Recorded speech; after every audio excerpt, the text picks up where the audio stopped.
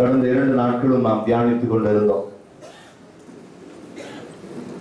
ஜெபத்திற்குள் இருக்கிற மேன்மை, ஜெபிப்பதினால் உண்டாகிற நன்மைகள், தேவன் தம்முடைய பிள்ளைகளை எப்படி ஜெபத்தை கேட்டு தம் பிள்ளைகளை எப்படி நடத்துகிறார் என்று சொல்லி நாம் கடந்த நாட்களாக நாம் தியானித்து வருகிறோம். ஏசாயா புஸ்தகத்தை நாம் தியானிக்கிற பொழுது 62ஆம் அதிகாரம் 1 தொடங்கி 7 வரை நாம் பார்க்கும் பொழுது இந்த ஜெபத்தை குறித்த ரகசியங்களை 62வது ஏசாயா புஸ்தகத்திலும் சங்கீதம் 42, 43ஆம் வசனத்திலும் நாம் கடந்த 2 நாட்களாக தியானித்து வந்தோம். இன்றைய தினத்தில் அதனுடைய continuation, third day about the prayer என்று பார்க்கும் பொழுது சகரியா 8ஆம் அதிகாரம் 18ஆம் வசனத்தை நாம் திருப்பிக் கொள்வோம். Book of Zechariah, chapter 8, verses 18.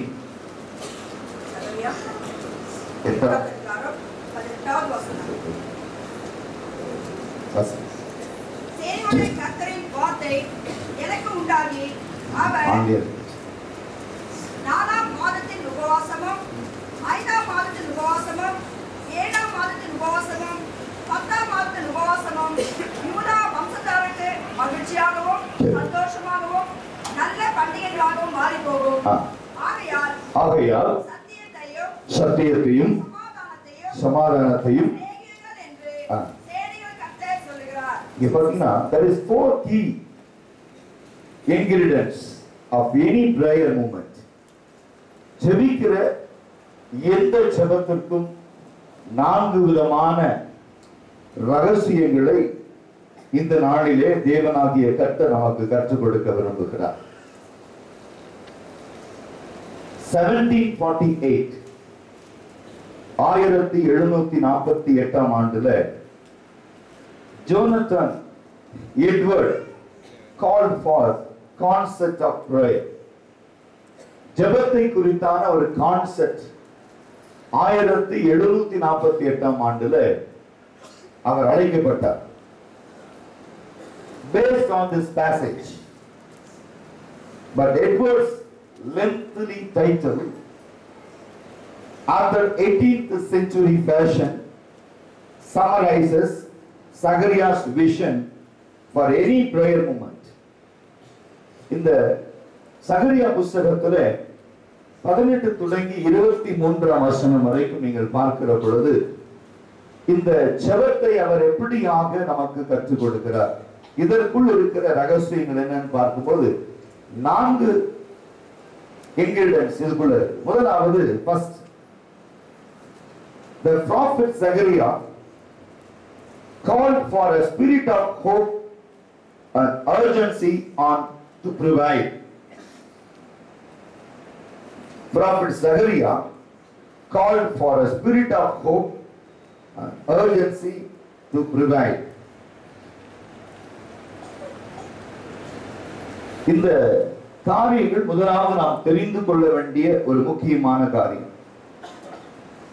Spirit of hope and urgency to provide.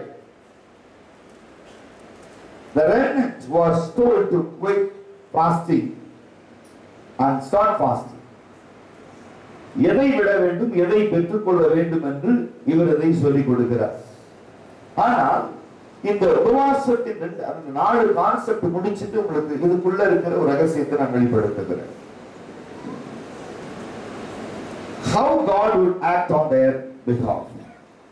நம்ம ஜெபிக்கிற பொழுது பிரச்சனைகளை தேவனுக்கு தெரியப்படுத்துகிற பொழுது நம் நிமித்தம் தேவனாகிய கர்த்தர் எப்படி கிரியை செய்கிறார், நமக்காக அவர் எப்படி காரியங்களை செய்கிறார் என்பதுதான் இந்த சகரியா புஸ்தகத்தினுடைய கான்செப்ட்.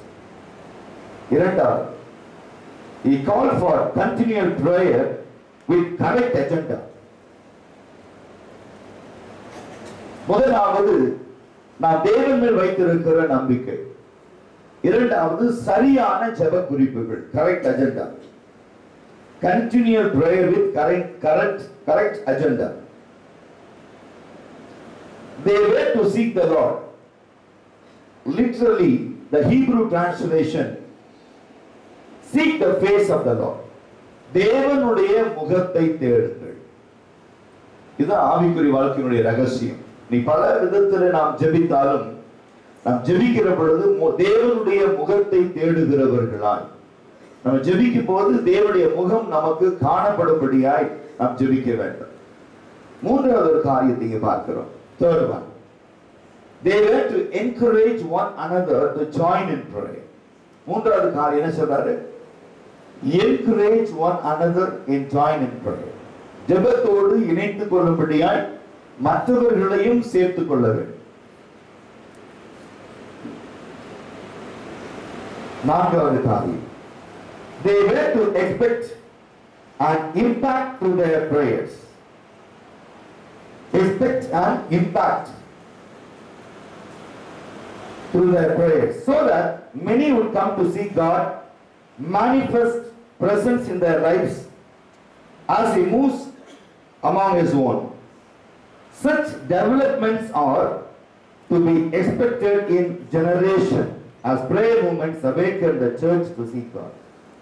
இவைகளை ஜோனத்தான் எட்வர்ட்ஸ் ஒரு செமினார்ல ஒரு பெரிய கான்செப்ட்ல பேசுகிற பொழுது 4 குறிப்புகளை மாத்திரம் அவர் சொல்லுகிற பொழுது இது எதற்காக சொல்லப்படுகிறது, யாருக்காக சொல்லப்படுகிறது, ஜெபம் என்பது சபையோடு இருக்க வேண்டுமா, தனிப்பட்ட மனுஷனோடு இருக்க வேண்டுமா, தனிப்பட்ட வாழ்க்கையோடு இருக்க வேண்டுமா என்று சொல்லுகிறதான ஒரு நிலைமையை ஜோனத்தான் எட்வர்ட் இதை வெளிப்படுத்துகிறார் 1748ஆம் ஆண்டுல.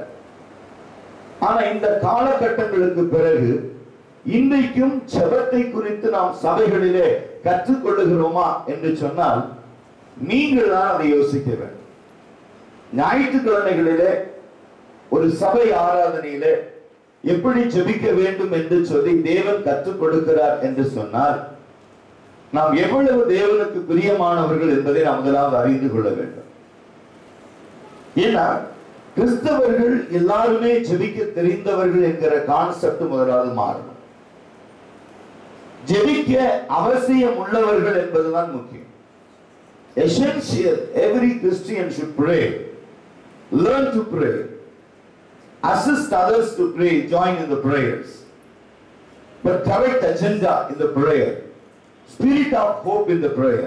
இந்த காரியங்களை தேவனாகிய கர்த்தர் இன்னைக்கு சபைக்கு கற்றுக் கொடுக்கிறார் என்று சொன்னால் இதற்குள் இருக்கிற காரியங்கள் என்ன, இதற்குள் இருக்கிற ரகசியங்கள் என்ன என்று பார்க்கிற பொழுது the restoration fellowship with God. ஒரு சபைக்குள்ள வரும் பொழுது ஒரு சபை ஜெபிக்கிற சபையாய் ஆதி சபையில பாத்தீங்கன்னா ஒரு சபை தொடங்க முன்பதாக விசுவாசிகள் வந்து சபையிலே முழங்கால் படியிட்டு ஜெபித்துக் கொண்டிருப்பார்கள்.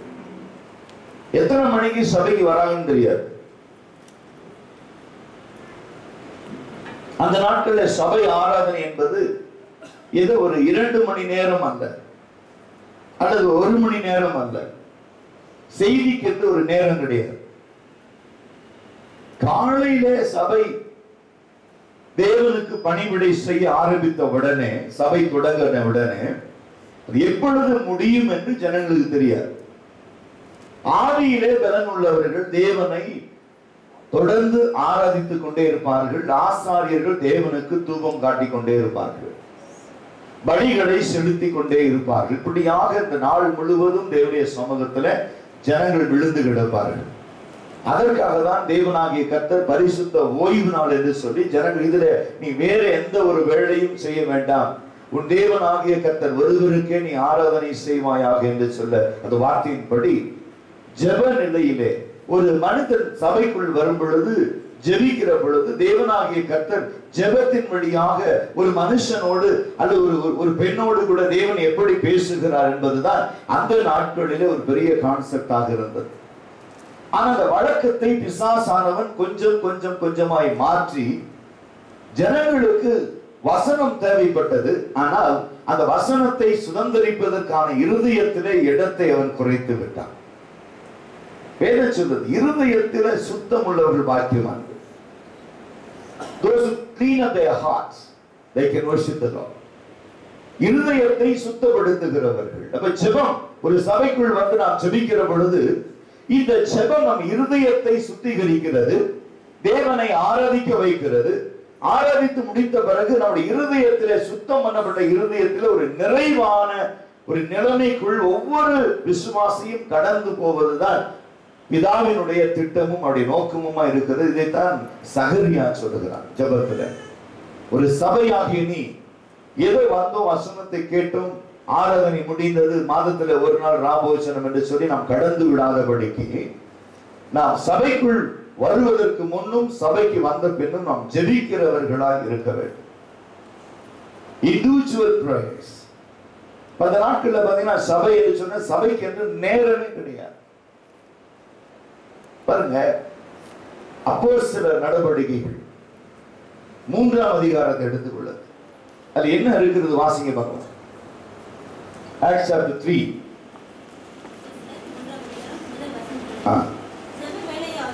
ஜெப வேளையாகிய பாத்தீங்களா, 1ஆம் மணி நேரம் தொடங்கி 9ஆம் மணி நேரம் வரைக்கும் அங்க என்ன நடந்துச்சு? ஜெபம் நடந்து கொண்டே இருந்தது. ஜனங்கள் வந்து தன்னுடைய வேலைகளை முடித்த பிறகு ஜனங்கள் தேவனை ஆராதிக்கும்படியாக அங்க வந்து கொண்டே இருப்பார்கள். ஜெப நேரத்துல திரும்பி வாசிங்க.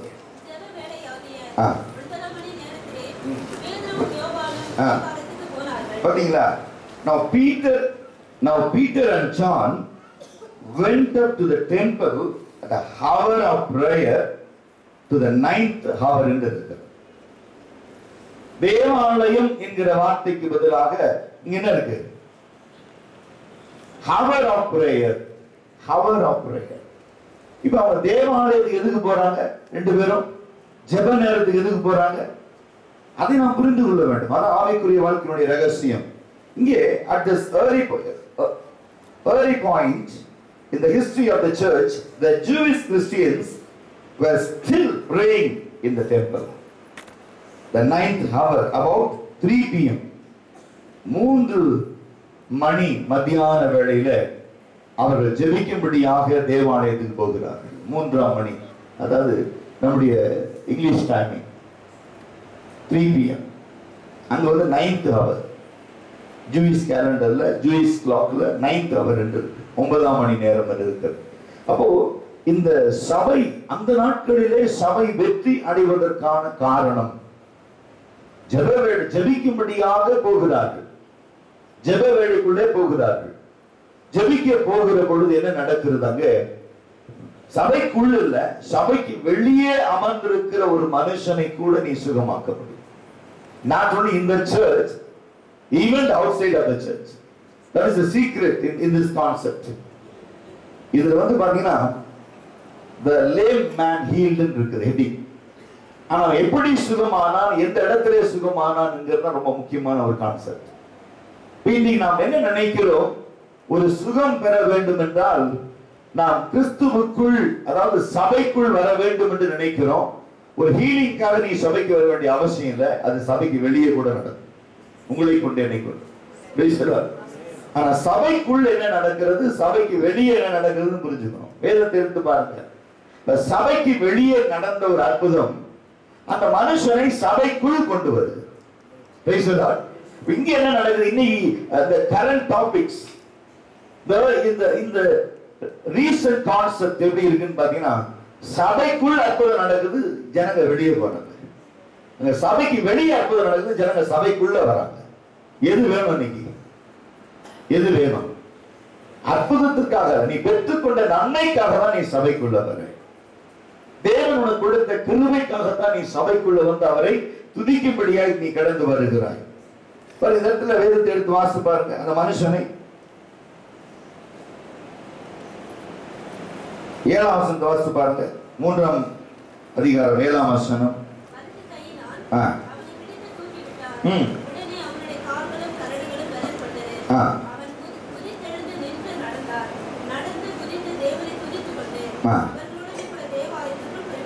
பாத்தீங்களா?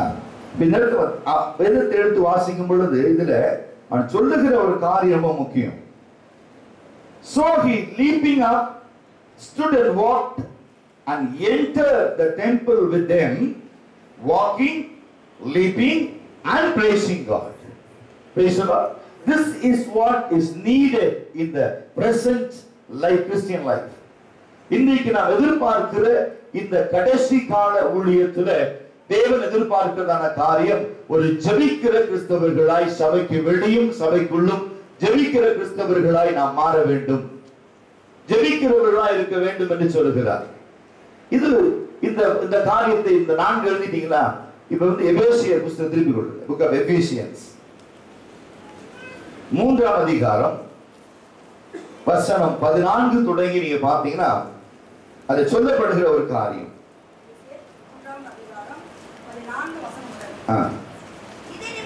இது நிமித்தம் நான் பரலோகத்திலும் பூலோகத்திலும் உள்ள முழு குடும்பத்திற்கும்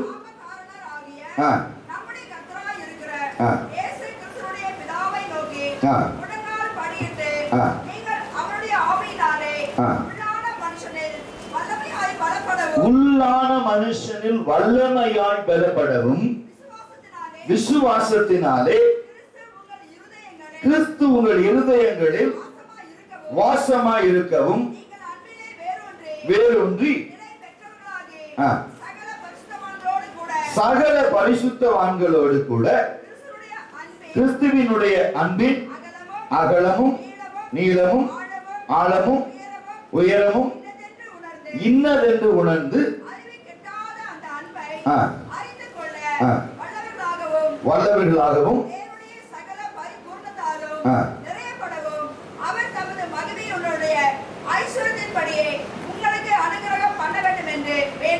பாருங்க. இந்த இரண்டாவது இந்த கான்செப்ட் நீங்க பாத்தீங்கன்னா ஜெபத்துல, சகரியா ஜெபத்துல ஒரு 4 குறிப்பை நான் சொல்லி கொடுத்தேன். ஜோனத்தான் எட்வர்ட் 1748ல சொன்ன கான்செப்ட், 4 கான்செப்ட்ஸ், அவருடைய secrets, 4 ingredients in prayer life அப்படின்னு பார்க்கிறோம். ஆனா இங்கே எபேசியர் புத்தகத்துல சொல்லப்படுகிற ஒரு காரியம் நீங்க பாத்தீங்கன்னா, the second apostolic prayer is for the Holy Spirit power to fill every believer. இதான் நீ சபைக்குள்ள நடக்க வேண்டிய காரியம். கடைசி காலத்துல ஒரு சபைக்குள் நடக்க வேண்டிய காரியம், ஒவ்வொரு தனிப்பட்ட சின்ன பிள்ளைகளாகட்டும் பெரியவங்களாகட்டும் ஒவ்வொரு விசுவாசியும் நிரப்பப்பட வேண்டும் என்பதுதான் அந்த கான்செப்ட். Second apostolic concept. அப்போஸ்தலருடைய நடவடிக்கைகள் இதான். பாத்தீங்கன்னா அப்போஸ்தலனாகிய பவுல் எபேசு சபைக்கு எழுதுகிற பொழுது, எபேசு சபையிலே ஜனங்கள் சத்தியத்தின் மேல் வாஞ்சை உள்ளவர்களாய் இருந்தாலும் அவங்க ஜெபிக்கிற பொழுதுதான் பரிசுத்த ஆவியினாலே நிரப்பப்படுகிறார்கள் என்று அப்போஸ்தலனாகிய பவுல் அறிந்து இந்த நிருபத்திலே 3வது அதிகாரத்திலே இதை குறித்து எழுதுகிறார். என்ன சொல்றாரு? The manifest presence of Christ. The manifest presence of Christ. கிறிஸ்துவினுடைய பிரசன்னம் ஒவ்வொரு விசுவாசிகளுக்குள்ளும் நிரப்பப்பட வேண்டும் என்பதுதான் அப்போஸ்தலனாகிய பவுல் எபேசு சபைகளுக்கு எழுதுகிற காரியம். இப்போ என்ன சொல்றாரு? The Holy Spirit's power to fill every believer. ஒவ்வொரு விசுவாசியும் பரிசுத்த ஆவியினால் நிரப்பப்பட வேண்டும். ஒவ்வொரு பரிசுத்த ஆவிக்குள்ளும் பரிசுத்த ஆவி இருக்க வேண்டும். இனி சபை என்று சொல்லுகிற பொழுது இந்த முதல் சபைன்னு சொல்லுவாங்க. பெண்டெகாஸ்ட் ஆக்ட்ஸ் சாப்டர் 2ல பாத்தீங்கன்னா ஃபர்ஸ்ட் சர்ச், முதலாவது சபை. என்ன முதல் சபை? முதல் சபை என்ன அப்படின்னா, இயேசு கிறிஸ்து பரத்திற்கு ஏறின பிறகு, that means 50th day, that means Pentecost, 50வது நாள் என்று சொல்லுவாங்க. அதான் பெண்டெகாஸ்ட், சர்ச் பெண்டெகாஸ்ட் என்று சொன்னா 50வது நாள், 50th day. பரிசுத்த ஆவி சபை பூமியில இறங்கின உடனே அவர் எங்க இறங்கினார் அப்படின்னா சபையில் இறங்கினார். முதல் சபையில் இறங்கினார். இயேசுவின் தாயார் ஏறக்குறைய 120 பேர் மேல் அறையில செபித்துக் கொண்டிருக்கிறார்கள். பரிசுத்த ஆவியானவர் வல்லமையாக இறங்குகிறார். ஃபர்ஸ்ட் சர்ச், ஃபர்ஸ்ட் முதலாவது சபை பரிசுத்த ஆவியில நிரப்புகிற பொழுது அவர்கள் மேல் அந்நிய பாஷை ஊற்றப்பட்டது. பிரிந்திருக்கிற அக்னி நாவுகளை போல ஒன்று அவர்கள் மேல் வந்து அமர்ந்தது.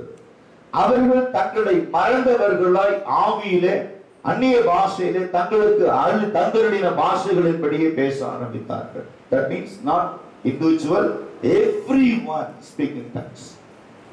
எல்லா ஜனங்களும் சபையிலே அந்நிய பாஷை பேசுகிறார்கள். அந்நிய பாஷை பேசுவது என்பது ஏதோ ஒரு உணர்ச்சியினால் பேசுவதல்ல. Not experience, not learning something from the Bible, or you are not very special from others. இந்த அந்நிய பாஷை என்பது யாருக்குள் ஜெப ஆவி இருக்கிறதோ அவர்கள் மேல் அந்த அக்கினி நாவு இறங்கினர். ஆனா அந்த சபையில எல்லா ஜனங்களும் ஜெபித்தார்கள், அந்நிய பாஷை பேசினார்கள், தங்களுக்கு அருளபடியே பாஷைகளை பேசினார்கள் என்று சொல்லுகிற பொழுது அத்தனை பேரும் ஜெபிக்கிறவர்களாக இருந்தார்கள் என்றுதான் இந்த வேதாகம காரியம் சொல்லுகிறார்.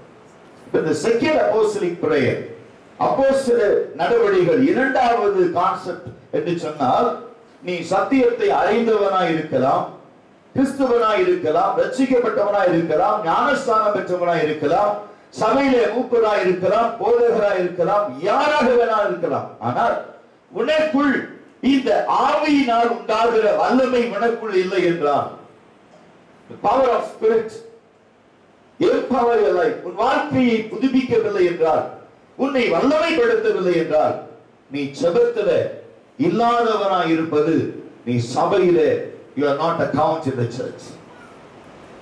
உனக்கும் சபைக்கும் சம்பந்தமில்லை, உனக்கும் கிறிஸ்து இயேசுவுக்கும் சம்பந்தமில்லை, உனக்கும் தேவ ராஜ்யத்திற்கும் சம்பந்தமில்லை, உனக்கும் பரிசுத்த ஆவிக்கும் சம்பந்தமில்லை, உனக்கும் கிறிஸ்து மரித்ததற்கும் சம்பந்தமில்லை, உனக்கும் பிதாவுக்கும் சம்பந்தமில்லை, உனக்கும் பரலோகத்திற்கும் சம்பந்தமில்லை. காரணம், ஒரு ஜெபிக்காதவன் ஒரு கிறிஸ்துவனாய் இருக்க முடியாது. இதுதான் இந்த இடத்துல சொல்லுகிற ஒரு ஆழமான காரியம். வாசி பாருங்க, 21ஆம் வசனம், 3:21 வாசிங்க.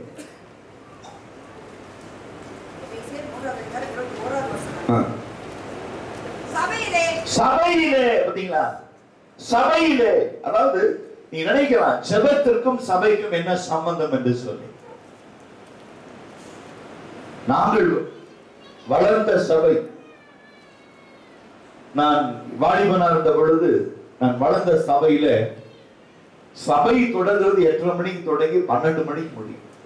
நீ இப்போ இருக்கிற ஜனங்களை கேட்பாருங்க, 8:30 மணிக்கு சபை ஆரம்பிச்சு 12:30 மணிக்கு முடிக்கிறாங்க. ஆல்மோஸ்ட் 4 hours என்ன செய்வாங்க நீங்க நினைக்கலாம். 4 hours, 8:30 மணினா 7 மணிக்கெல்லாம் அங்க போய் உட்காரு, இடம் பிடிக்கணும், இல்லைன்னா வெளியே போய் வெயில நிக்கணும். அதுக்காக பயந்துட்டு சபையில இடம் பிடிப்பதற்காக 7 மணிக்கெல்லாம் அவங்க பார்த்துக்கிட்டு இருப்பாங்க. அது பார்த்தீங்கன்னா மணல் தரைதான், இந்த மாதிரி உங்களுக்கு வசதிகள் இல்லை, எல்லாமே தரையிடம், வயசானவங்க பிள்ளைகள் எல்லாம் தரையிடம். அப்ப 8:30 மணிக்கு போய் 12:30 மணி வரைக்கும் எவ்வளவு நேரம் பிரசங்கம் இருக்கும், எவ்வளவு நேரம் பாடுவாங்க, எவ்வளவு நேரம் ஜெபிப்பாங்க, என்னென்ன காரியங்கள். அப்போ ஒரு கான்செப்ட் என்னன்னு பாத்தீங்கன்னா, ஜெபிக்கிறவர்களை கர்த்தர் அங்கு நல்லா வளர்க்கிறார். எப்படின்னா, வந்த உடனே பாஸ்டர் வராரா இல்லையோ தெரியாது, மூப்பர்கள் பாட்டு பாட ஆரம்பிச்சிருவாங்க. ஒரு ஜெபம் பண்ணி பாட்டு பாட ஸ்டார்ட் பண்ணிக்கலாம். ஜனங்க வந்துகிட்டே இருப்பாங்க, ஜனங்க வர வர வர இவங்க பாட்டு பாடிக்கிட்டே இருப்பாங்க. சலிக்காம அடுத்த பாட்டு அடுத்த பாட்டு அடுத்த பாட்டு அடுத்த பாட்டு பாடிக்கிட்டே இருப்பாங்க. பாட பாட பாட ஜனங்க அப்படியே சபை நிரம்பி, சின்ன கதவுல பாஸ்டர் வந்து முன்னாடி உட்காந்துக்குவார் வழிபடு. பாஸ்டர் வந்த உடனே அடுத்த முடிஞ்சோடனே சங்கீதங்கள் வாசிப்பாங்க. சங்கீதத்தை குறித்து ஒரு சின்ன ஒரு விளக்கம், அதை முடிச்சோன்னா போய் உட்காந்துக்குவார் பாஸ்டர். உடனே ஜெப குறிப்பு, சாட்சி, இந்த வாரத்துல தேவன் உங்களுக்கு செய்த நன்மைகளை சாட்சிகள் சொல்லுங்க. ஜனங்க கியூல நிற்பாங்க சாட்சிகள். அதுவும் ஜீவன் உள்ள சாட்சிகள், not for time pass, ஜீவன் உள்ள சாட்சிகள். இப்போ அந்த சபையில சாட்சிகள், அந்த சாட்சி முடிஞ்ச உடனே திரும்பி ஒரு பாடம். ஜனங்கள் எல்லாம் எழுந்து செய்திக்கு தங்களை ஆயத்தமாக்கிக் கொள்வார்கள். அது பிறகு செய்தி ஆரம்பிச்சார்னா அவருக்கு எப்ப தோணுதோ அப்பதான் செய்தியை முடிப்பார். ஜனங்களை பத்தி கவலைப்படப்பட்ட சொல்லுவாரு, பிரசங்கம் ஆரம்பிச்சுட்டுன்னா போவாது. இப்போ யாராரு போகணுமோ சீக்கிரமா, கறி கடைக்கு போறவன், மீன் கடைக்கு போறவன், காய் கடைக்கு போறவன் எல்லாம் கிளம்பிடு, செய்தி தொடங்க பாருங்க. செய்தி தொடங்கச்சுன்னா யாரும் எந்திரிக்க கூடாது. பயப்பட்டாங்க ஜனங்கள். மாஸ்டருக்கு பயம் இருந்துச்சு, கனம் இருந்துச்சு. ஜனங்கள்லாம் செய்தி முடிகிற வரைக்கும். அப்போ ஏன் சொல்றேன்னா, அந்த நாட்கள்ல சபைகள் தேவனாலே ஆசீர்வதிக்கப்பட்டிருந்துச்சு. இன்னைக்கு ஒரு சபைக்கு கூப்பிடுங்க, எவ்வளவு நேரம் சபை பிரசங்கம் எவ்வளவு நேரம் பண்ணுவாரு? 2.5 மணி நேரம். ஐயோ, நாங்கெல்லாம் 10 நிமிஷம், அவ்வளவுதான். இப்போ உன் வாழ்க்கை எப்படி இருக்கும் யோசித்து பாருங்க. ஆனா இங்கே சொல்லுகிற ஒரு காரியம் ரொம்ப வித்தியாசமா இருக்கிறது. Which is the logical need in the grand objective to be realized. இனி ஒரு சபைக்குள் நாம் தேவனுக்காய் காத்திருக்கிறோம் என்று சொன்னால், ஏசாயா 40ஆம் அதிகாரம் 31ஆம் வசனத்தை திருப்பிக் கொள்ளுங்க. Book of Isaiah 40:31. ஏசாயா 40ஆம் அதிகாரம் 31ஆம் வசனம். கர்த்தருக்கு காத்திருக்கிறவர்களோ, But those who wait on the Lord, புது பலன் அடைந்து, renew their strength, கழுகுகளைப் போல சட்டை they shall mount up with the wings like eagle. எழும்புவார்கள். அவர்கள் ஓடினாலும் இளைப்படையார்கள், நடந்தாலும் சோர்ந்து போவார்கள். பாருங்க, இது ஒரு காரியம் என்ன சொல்றாருன்னா, அந்த ஏசாயா புத்தகத்துல சொல்லப்படுகிற ஒரு காரியம் ரொம்ப வித்தியாசமா இருக்கிறது.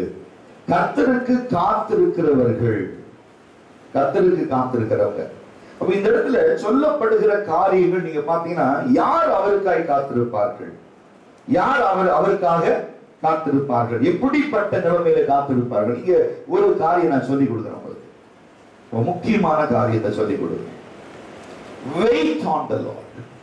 ஜெபம் அப்படிங்கிறது என்ன? Wait on the Lord. சபை என்பது என்ன? Wait on the Lord. Worshipங்கிறது என்ன? Wait on the Holy Spirit. அவருக்கு காத்திருப்பது, மனுஷனுக்காக காத்திருப்போம், அதிகாரிகளுக்காக காத்திருப்போம். ஆனா தேவனுக்காய் காத்திருப்பது என்பது நமக்கு கொஞ்சம் கஷ்டமான ஒரு காரியம். தேவனுக்காய் காத்திருக்கிறவர்கள் wait on the Lord. இங்கே the book of Isaiah is filled with the tremendous promises of God's desire and ability to redeem and restore his people. ஏசாயா தீர்க்கதரிசன புத்தகங்களை ஏன் அடிக்கடி நம்ம தொட்டுக்கணும் அப்படின்னா, நேற்று ஜெபத்துல கூட பாத்தீங்கன்னா ஏசாயா 62 தான் நம்ம ஆரம்பிச்சோம் ஜெபத்துல.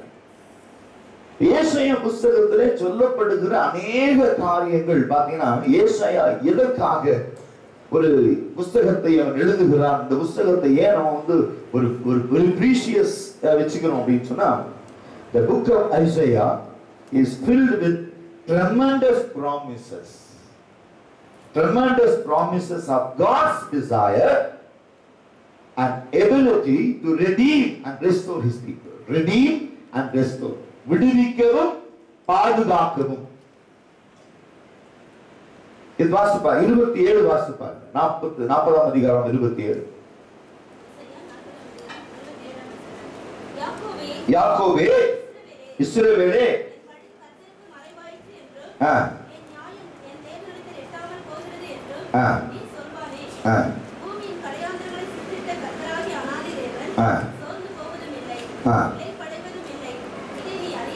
அதாவது இங்க பாருங்க, கர்த்தருக்கு காத்திருக்கிறோம் அப்படின்னா என்ன ரகசியம், என்ன விஷயம் சொல்லுங்க பார்க்கலாம். இன்னைக்கு நம்முடைய திட்டம் என்னன்னா, இன்னைக்கு வெயிட் ஆன் தி லார்ட். ஆராதனை இன்னைக்கு என்ன செய்தி? ஆராதனை செய்தி ஜெபம். ஜெபம்ங்கிறது என்ன? போய் ஒரு இடத்துல நாம் நடந்துகிட்டே நம்ம பிரயாணத்தை தொடர்ந்து போவதா? இல்ல. என்ன செய்யறோம்? ஜெபம் என்பது எல்லாத்தையும் முடக்கி வைக்கிறோம், எல்லாத்தையும் பெண்டிங், எல்லாம் வெயிட் பண்ண வச்சு நான் சொன்னா, கொஞ்சம் போய் தேவ சமூகத்துல காத்து இருந்துட்டு வந்துடுறேன். ஜெபம்னு சொல்லாதபடி I want to wait on the Lord for a while அப்படின்னு சொல்லி போய் முழங்கால் படி போடுறோம். முழங்கால் படி போட்டா நம்முடைய பிரயாணம் தொடருமா? தடைப்படுமா? தடைப்படும். என்ன ஆகும்? எல்லாத்தையும் விட்டுட்டு அவர்கிட்ட காத்துக்கிட்டு இருக்கோம். தேவனுக்கு காத்திருக்கிற வாழ்க்கையில பலன் கிடைக்கும். உயர்த்தப்படுவாய், கழுகுகளை போல செட்டைகள் அடித்து உயர எழும்புவாய், புது பலன் அடைவாய். இதுதான் இந்த ஜெபத்துல அந்த கான்செப்ட். ஒரு சபைக்குள் வரும் பொழுது நீ பலன் அடைய வேண்டும் என்பதுதான் தேவனுடைய திட்டமாக இருக்கிறது, நோக்கமாக இருக்கிறது. நீங்க பலன் அடையணும். ஒரு சபை ஆராதனையில வந்தோம்னு என்ன செய்யணும்? நீங்க பலன் அடையணும். இரண்டாவது, செட்டைகளை அடித்து உயர எழுப்பணும். You cannot be a same as last week. கடந்த வாரத்துல என் விசுவாசம் என் ஜெபம், என் உபவாசம், என் பரிசுத்தம், என் எதிர்பார்ப்பு, என் வழி நடத்துதல், என் எண்ணங்கள், என் சிந்தனைகள், என் யோசனைகள் எல்லாம் எப்படி இருந்ததோ அதே இந்த நாளிலும் இருக்கிறது என்று சொல்லாதபடிக்கு தேவனாகிய கர்த்தர் சற்று வித்தியாசமாய் நீங்கள் உயர எழும்புகிறவர்களாய், எடுத்துக் கொள்ளப்பட வேண்டியவர்களாய் உங்களை நீங்கள் மாற்றிக்கொள்ள வேண்டும். ஆகையால் கர்த்தருக்கு காத்திருங்கள். இதுதான் அதனுடைய கான்செப்ட். அப்ப இந்த புத்தகத்துல, ஏசாயா புத்தகங்களில சொல்லப்படுகிற காரியம் ரெண்டு கான்செப்ட். redeem and restore. உங்களை விடுவிக்கவும் உங்களை பாதுகாக்கவும் தேவனாகிய கர்த்தர் வாக்குத்தத்தங்களை கொடுக்கிறார். இன்னைக்கு சபையில என்ன ஞாயிற்றுக்கிழமைகள்ல உங்களுக்கு கற்றுக் கொடுத்த காரியம் என்ன அப்படின்னா, யாரையோ சுகமாக்குறாங்கன்னு பதில் சொன்னார் இல்ல, நான் காத்திருக்கும்படியாய் சொல்லி இருக்கிறேன்.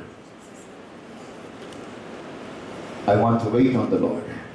இங்கே ஒரு காரியம் சொல்றாரு, my way is hidden. என் வழி எப்படி இருக்கு? எனக்கு மறைவா இருக்கிறது. என் வழி எனக்கு மறையா இருக்கு. எவ்வளவு சொல்ல முடியும்? நாளைக்கு என்ன நடக்கும் தெரியுமா? நாளைக்கு என்ன நடக்கும் தெரியுமா? அடுத்த நிமிஷம் என்ன நடக்கும் தெரியுமா? என் வழி என்கிட்ட இல்லை. என் வழி என்கிட்ட இல்லை. நான் எப்படி போறதுன்னு தெரியல. என்ன செய்யணும், நாளைக்கு என்ன செய்யணும்னு எனக்கு தெரியாது. ஆனா தெரிந்தவர்களை போல அதாவது பழகிட்டோம். we practice ourselves. நமக்கு சில ரெஸ்பான்சிபிலிட்டி இருக்கு. everyone have committed a work. Everyone describe something what we learn for the earnings. என்ன சொல்றீங்க? நாளைக்கு என்ன வேலை? நாளைக்கு வேலைக்கு போகணும். சரியா? சரி, நாளா அன்னைக்கு. அதுக்கப்புறம் வேலை வேலை வேலை வேலை வேலை. என்ன வேலை? எதுக்காக வேலை? ஏன் வேலை செய்யணும்? குடும்பத்தை போஷிக்கணும். ஏன் குடும்பத்தை போஷிக்கணும்? பிள்ளைகளை வளர்க்கணும். வளர்க்க என்ன செய்யும்? கல்யாணம் பண்ணி கொடுக்கணும். அப்புறம் என்ன செய்வீங்க? யோசிச்சு பாருங்க. முடிவு என்ன இருக்கு அதுல? கடைசியில போயிட்டே இருந்தா முடிவு என்ன? தமிழ்நாட்டுடைய சிஎம் அண்ணாதுரைன்னு ஒருத்தருக்கு இருந்தார். அவர் ஒரு கான்ஃபரன்ஸ்க்காக வெளி தேசத்துக்கு கடந்து போயிருந்தார். They have huge arguments about various things. They want to analyze about the union. அப்போ ஒவ்வொருத்தரையும் பேச வச்சாங்க. ஒவ்வொருத்தரும் அந்த யூனியன்னா என்னன்னு எக்ஸ்பிளைன் பண்றதுக்கு ரொம்ப நேரம் ஆச்சு. அது சரியா கன்க்ளூஷன் கொடுக்கல. அண்ணா அந்த நாட்களிலேயே WMA படிச்சிருக்கார், லிட்ரேச்சர், WMA லிட்ரேச்சர் முடிச்சிருக்கார். அப்போ அவன் சொன்னா, அவன் எல்லாம் பேச வேண்டிய நேரம் எல்லாம் முடிஞ்சிருச்சு. இப்போ இந்திய தேசத்துல தமிழ்நாட்டில இருந்து ஒருத்தர் வந்திருக்கிறாரு, சிஎம் அண்ணாதுரைன்னு. ஒரே வார்த்தையில யூனியனை பத்தி பேச அவருக்கு சான்ஸ் கொடுக்கலாம், முடிஞ்சா பேசுங்க. நான் நேரம் போனதான் கோட்டை சரி பண்ணிக்கிட்டு எல்லாத்தையும் ஒரு தடவை பார்த்தேன். எல்லாத்தையும் ஒரு தடவை பார்த்துட்டு யூனியன் இஸ் ஆனியன் அப்படின்னு போயிட்டாங்க. Union is onion car. யாருக்குமே புரியல. உடனே நான் ஜோப்ல இருந்து ஒரு வெங்காயத்தை எடுத்தான். ஒரு வெள்ளைக்காரன் எடுத்து உரியினா, அவன் உரிச்சு உரிச்சு உரிச்சு உரிச்சு கடைசியில ஒண்ணுமே இல்லை. சொன்ன திஸ் இஸ் யூனியன். உரிச்சுக்கிட்டே இருந்த கடைசியில யூனியன் என்ன ஆகும்? ஆனியன் மாதிரி ஒண்ணுமே இருக்காது. தட்டாங்களாம் கைய 5 அதாவது ஒரே வார்த்தையில பதில் சொன்னாங்க. நேரம் இல்லை, அந்த கான்செப்ட் முடிக்கணும், கான்ஃபரன்ஸ் முடிக்கணும். ஆனா கையை தட்டுறானா 1/2 மணி நேரமா தட்டினாங்களா, கையை தட்டினாங்க. யாருக்காக? இந்திய தேசத்துல தமிழ்நாட்டில இருந்து ஒருத்தன் போய் அங்க போய் பேசுனதுக்காக கிடைச்சது ரிவார்டு. அப்போ கிறிஸ்துவ வாழ்க்கை ஒரு வெங்காயத்தை போல இருக்கக்கூடாது. that should be meaningful. இன்றைக்கு மரித்தாலும் தேவனோடு சேருவோம் என்கிற நிச்சயம் உனக்குள்ள. ஏன் ஜெபம் பண்றீங்க? சும்மா எல்லாரும் பண்றாங்க, நானும் பண்றேன். உன் வாழ்க்கை ஒரு வெறுமையான வாழ்க்கையாய் மாறிவிடக்கூடாது. பிரயோஜனம் இல்லாத ஒரு வாழ்க்கையாய் மாறிவிடக்கூடாது. அதான் பிரசங்கி மோசே சொல்றாரு, சூரியனுக்கு கீழே மனுஷன் படுகிற பிரயாசம் விருதா. அவன் விருதாவாய் உழைக்கிறான், வீணாய் உழைக்கிறான். பிரயோஜனம் என்ன? சூரியனுக்கு நான் படுகிற பிரயாசம்னா வீண், மாயை. மாயை எல்லாம் மாயை என்று சொல்லுகிறான். அப்ப இந்த கிறிஸ்டியன் லைஃப்ல there should be a meaningful, ஒரு நிச்சயம் உண்டாக வேண்டும், ஒரு முழு நிச்சயம் உண்டாக வேண்டும். அதைத்தான் அவர் கேட்கிறார். என்ன நடக்குது இந்த இடத்துல? அவர் சொல்லுகிற ஒரு காரியம் பாருங்க, my ways is hidden, என் வழிகள் எனக்கு மறைவா இருக்கு. எந்த பக்கம் போகணும்னு தெரியல. whether I want to go left or right or straight or backwards, I don't know. என்ன செய்யணும்? நம்ம தேவனிடத்துல காத்திருக்க வேண்டும். Wait on the Lord. எனக்கு வழி தெரியல ஆண்டவரே, எந்த பக்கம் போகணும்னு தெரியல, என் திசை கெட்டு அலைந்து கொண்டு இருக்கிறேன், வழி தெரியாம இருக்கிறேன், நான் எப்படி போகணும் ஆண்டவரே அப்படின்னு நீங்க முழங்கால் படி போட்டு பாருங்க. நீ போக வேண்டிய வழியை அவர் உனக்கு காட்டுவார். ஏன்னா உனக்கு ஆலோசனை சொல்லுகிறது தானே. அப்படி நீ ஒரு சபையில ஒரு சபையா இருக்கிற நீ செய்ய வேண்டிய ஒரு காரியம் என்ன? ஆண்டவரே நான் என்ன செய்ய வேண்டும் என்று அவர் சமூகத்துல காட்டு. அது நன்மையானாலும் சரி தீமையானாலும் சரி அதை எடுத்துக்கொள்ள நீ ஆயத்தமா இருக்க வேண்டும் என்றாமல் எந்த நிலையிலும் உன்னை நீ இழந்து விடக்கூடாது. ஓகே, அடுத்த காரியம் சொல்றாரு. இப்ப பாருங்க, அந்த வழி ஏன் மறைவா இருக்கு? ஜெபிச்சா எப்படி வழி திறக்கும்? வழி திறக்கும். கிறிஸ்துவோடு எப்படி பேசுவார் அப்படின்னு பாத்தீங்கன்னா, the proper understanding of God's dealing in life comes only by knowing His perspective and ways. Understanding. ஜெபம் என்ன? ஜெபம் என்ன? தேவனை புரிந்து கொள்ளுகிறதான ஒரு நிலைமை. Understanding. The proper understanding. ஜெபம்ங்கிறது என்ன? ஒரு ப்ராப்பர் அண்டர்ஸ்டாண்டிங். தேவனை நாம் புரிந்து கொள்வதுதான் ஜெபம். ஆண்டவரே வழி தெரியல, எங்க வெயிட் பண்ணிட்டு இருக்கீங்க? இல்ல யாரோ வந்து கூட்டிட்டு போறேன்னு சொன்னாங்க, அதுக்காக வெயிட் பண்ணிட்டு இருக்கு. இயேசு சொல்றாரு, நானே வழி, நானே சத்தியம், நானே ஜீவன், என்னை அல்லாமல் ஒருவனும் பிதா கிட்ட போக முடியாது. தெரியவா இருக்கா இல்லையா? அப்ப தேவனை நோக்கி பிரயாணமாய் போகிற, அதற்காக பிரயாசப்படுகிற கிறிஸ்துவ சபையாகிய உனக்கு தேவன் சொல்லுகிறதான காரணம், தெளிந்த புத்தி உள்ளவர்களாய், the proper understanding is very very important. என்ன சொல்றாரு? God's leading the life come only by knowing His perspective ways. This calls for great patience. Wait on the Lord means to go about the routines of life with the fervent routine life. எந்த சூழ்நிலையிலும் அவரை கேட்காம செய்ய மாட்டேன், அவரை சொல்லாம செய்ய மாட்டேன். அவர் எனக்கு எல்லாவற்றையும் கற்றுக் கொடுக்கிறவர். அதனால தான் நான் ஜெபத்துல அவருக்காக நான் காத்திருக்கிறேன். அடுத்த ஒரு கவனம் சொல்றார், He will consummate His rule in His time. He will deal such evil. Such an inner attitude gives one strength to mount up above the moment. என்ன செய்யறாரு? அவரு பலன் கொடுக்கிறார். நீ நடக்க வேண்டிய வழியை காமிக்கிறாரு, அந்த வழியில நடந்து போக வேண்டிய பலத்தை உனக்கு கொடுக்கிறார். அடுத்து என்ன சொல்றாரு பாருங்க, ரோமர் 8ஆம் அதிகாரம் 18ஆம் வசனம் பாருங்க.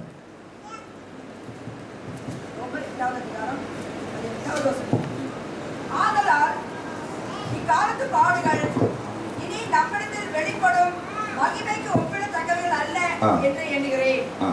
அதாவது இந்த கடைசி நேரத்துல சொல்லுகிற காரியம் 18 இருந்து 30 வரைக்கும் நீ வீட்டுல போய் வாசிங்க. 18 to 30 வீட்டுல போய் வாசிங்க. இப்போ இந்த காரியங்களை உங்களுக்கு கொஞ்சம் மாத்திரம் நான் சொல்லிக் கொடுக்க விரும்புகிறேன். அது என்னன்னு பாத்தீங்கன்னா, ஏசாயாவுடைய ரகசியங்களை அவர் என்ன சொல்றாரு பாருங்க.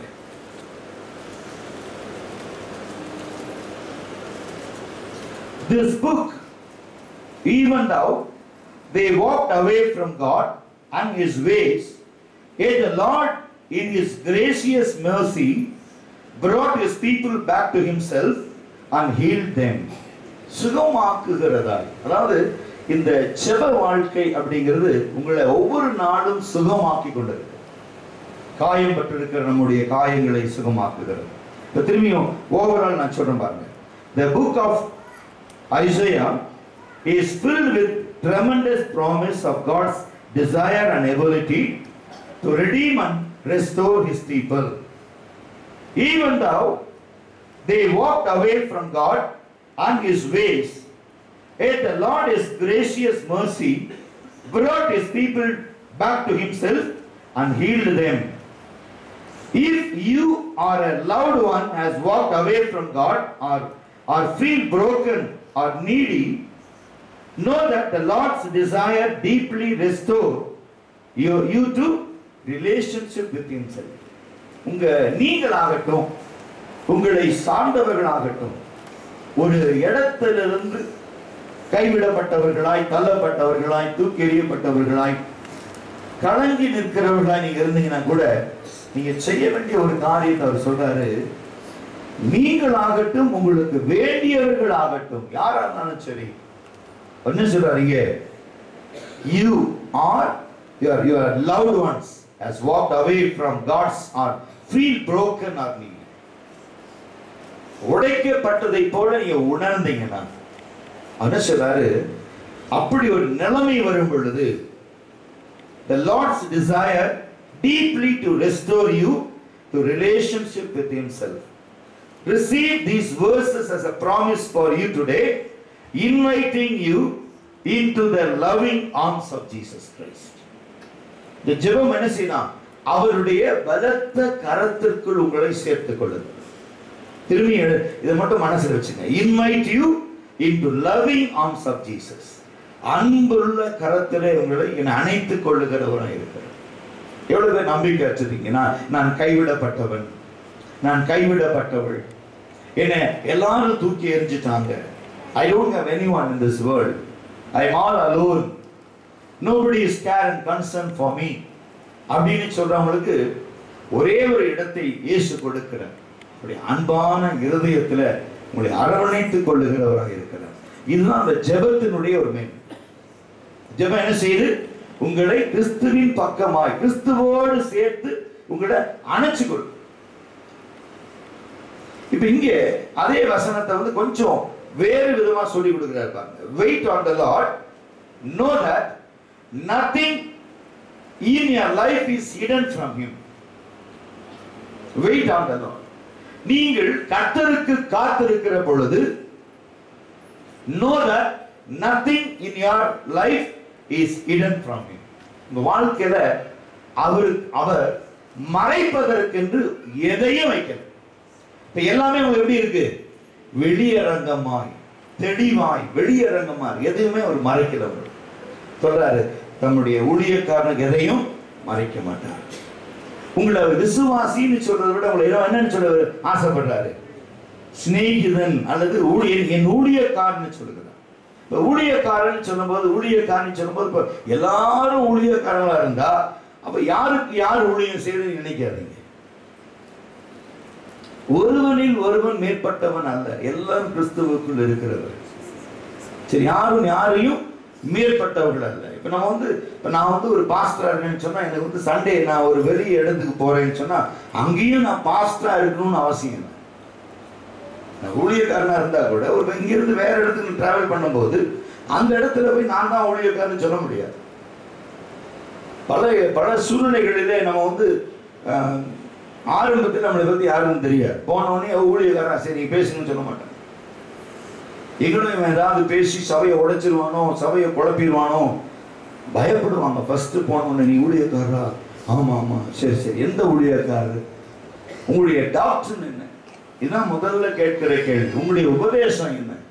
What is your doctor? Word of God. Oh good. நம்ம டாக்டர் என்ன? Word of God. எங்க போனாலும் word of God, no problem. அடுத்த நிலைப்பாங்க தெரியுமா, என்ன டினாமினேஷன்,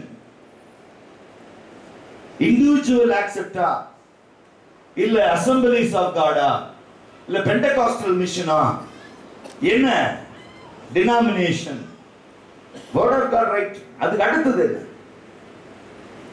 இப்ப எதுல நீங்க நம்பிக்கை உள்ளவர்கள்? கிறிஸ்துவின் இரண்டாம் வருகையில நம்பிக்கை உள்ளவர்களா? அதற்காக எதிர்பார்த்திருக்கிறீர்களா? இவ்வளவு கான்செப்ட் கேட்ட பிறகுதான் ஒரு ஊழியக்காரனை மேல ஏத்துவாங்க.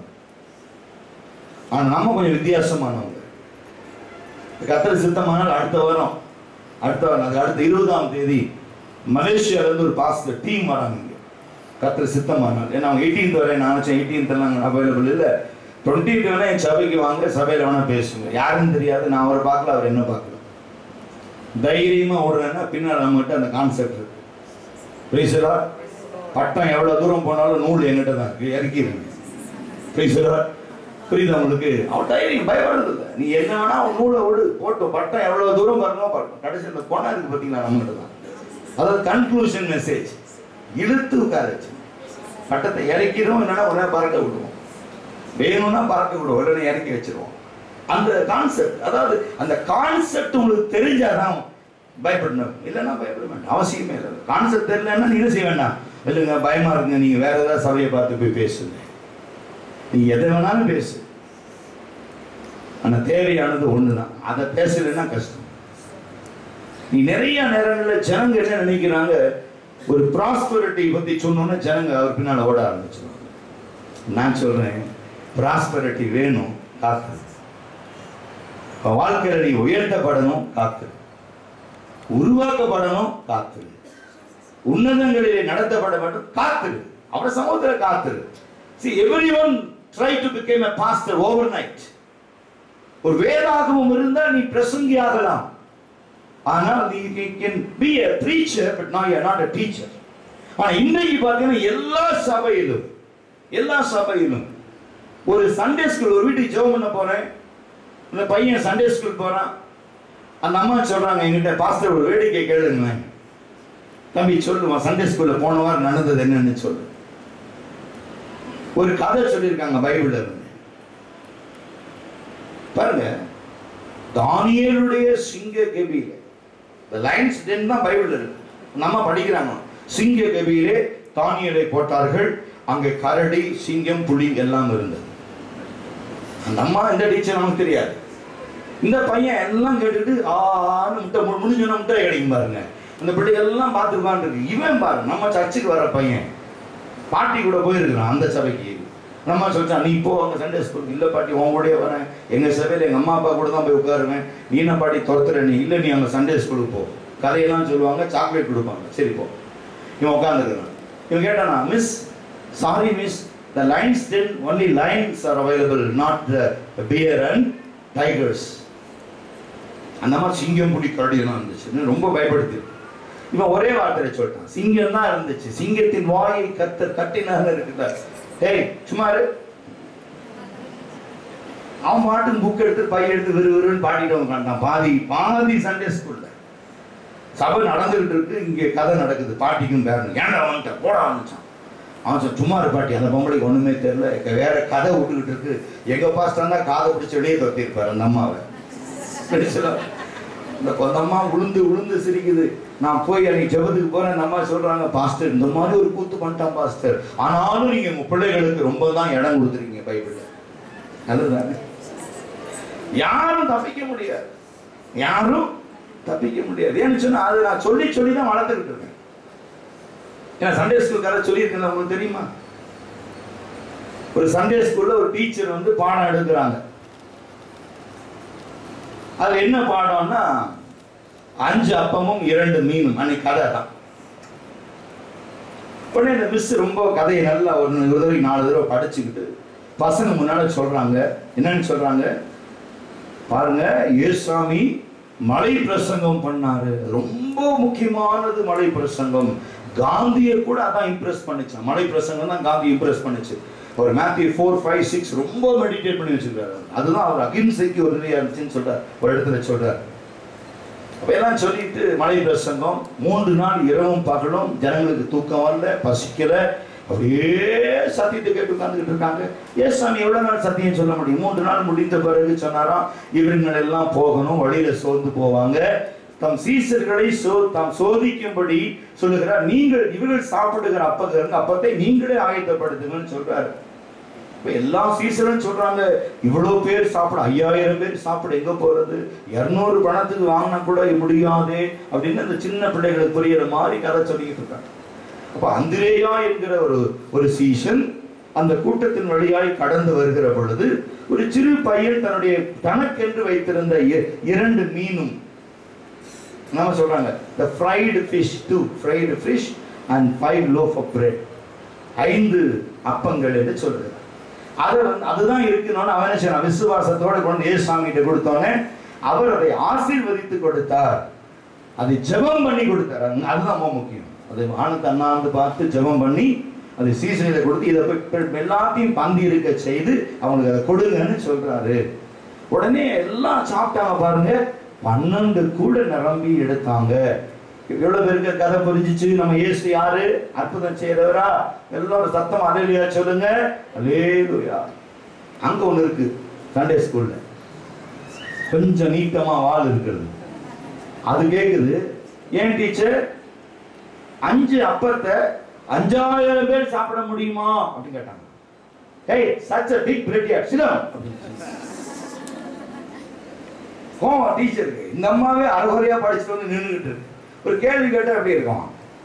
நம்ம சொன்னா ரொம்ப கோபமா, such a big bread here. Sit down அப்படின்னா யோசிச்சு உட்காந்துக்கிட்டான். திரும்பி இருந்துச்சான். Miss small dog. Such a small boy, why you brought such a big bread for him? அன்னைக்கு சண்டே ஸ்கூலை விட்டு போனதுதான். இன்னைக்கு வரைக்கும் நம்ம அந்த ஸ்கூலுக்கு திரும்பலையா? அந்த மாதிரி சண்டே ஸ்கூல் நடத்துறதுலயும் பிரச்சனை இருக்கு. சரியா?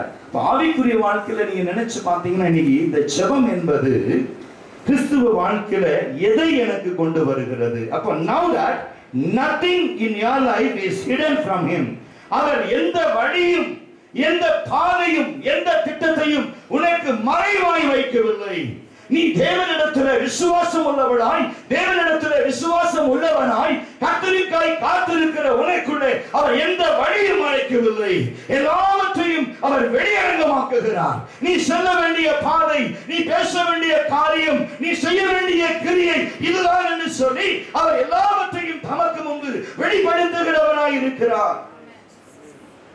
உனக்கு மறைவாக எதுவும் இல்லை. Nothing is hidden before you. அடுத்த காரியம் சொல்றாரு. He seeks, understand and is with you.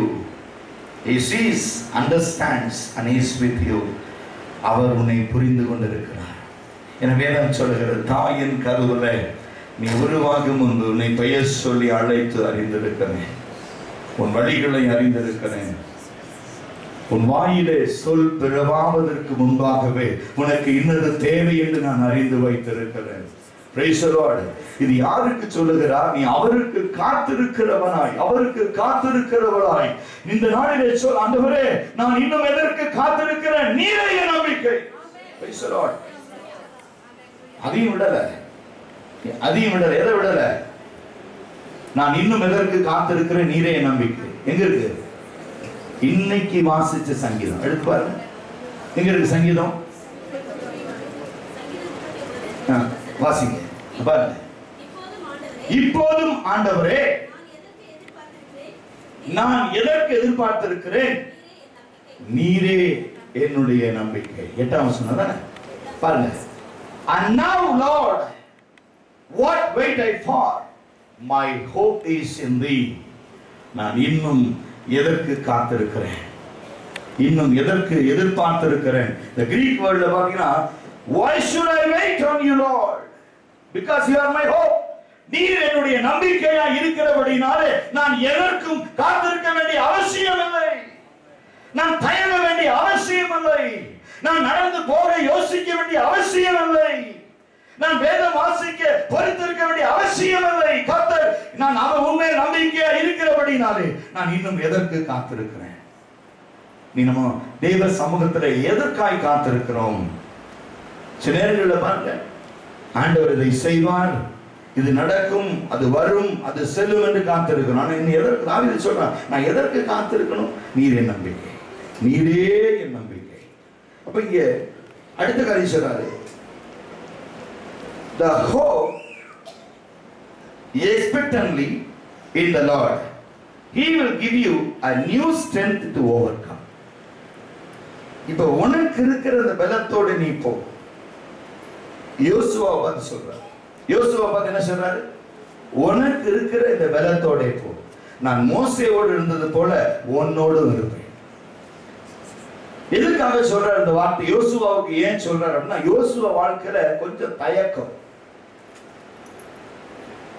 Joshua chapter 1 எடுத்து வாசித்து பாருங்க. வாசிங்க.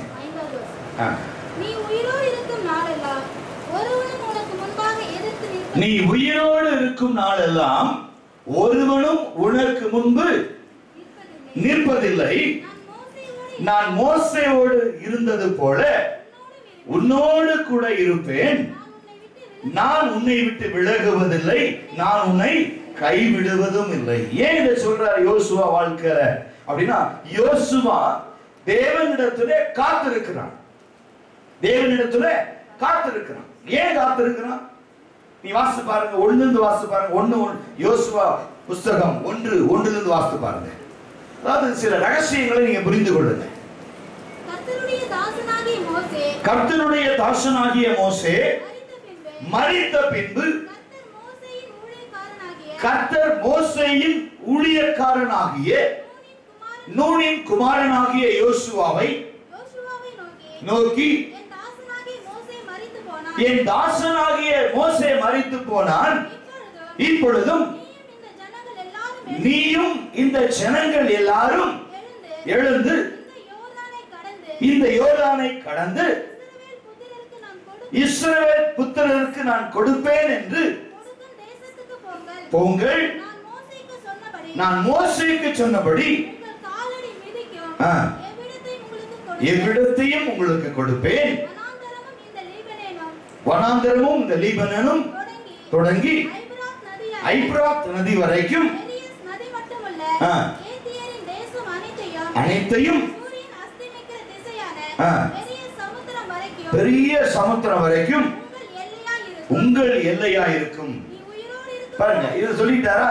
இந்த காரியம் ஏன் தேவன் சொல்றாரு, தேவன் ஏன் சொல்றாருன்னு புரிஞ்சுக்கணும். இப்போ தேவனுடைய ஊழியக்காரனாகிய மோசே மரித்த பின்பு, மோசே இறந்துட்டான். மோசே இறந்த பின்பு ஜனங்களுக்குள்ள மோசேயுடைய ஸ்தானத்துக்கு யார் வருவது, யார் இதை எடுத்து செய்வது, எப்படி இந்த ஜனங்களை நடத்தி கொண்டு போவது என்கிறதான ஒரு கலக்கம். வழி தெரியல. They cannot appoint anyone because Moses chosen by God. He was chosen by God. தேவன் வந்து மோசேவை அந்த நிலைமைக்கு கொண்டு வரதுக்கு தேவன் எவ்வளவு காரியங்களை செஞ்சாருன்னு உங்களுக்கு தெரியும். 2 வயதுக்கு உட்பட்ட தலைச்சன் பிள்ளைகள் பூரா அந்த எகிப்தில கொலை செய்யப்பட்டாங்க மோசே நிமித்தம்.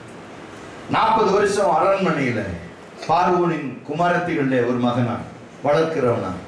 அப்புறம் மீதியான் தேசத்துல, இப்ப திருப்பி இங்க, இப்ப வனாந்தரத்துல. இப்ப மோசே செத்து போயிட்டான். செத்து போன பிறகு இப்ப இந்த ஜனங்களை யார் நடத்துறது?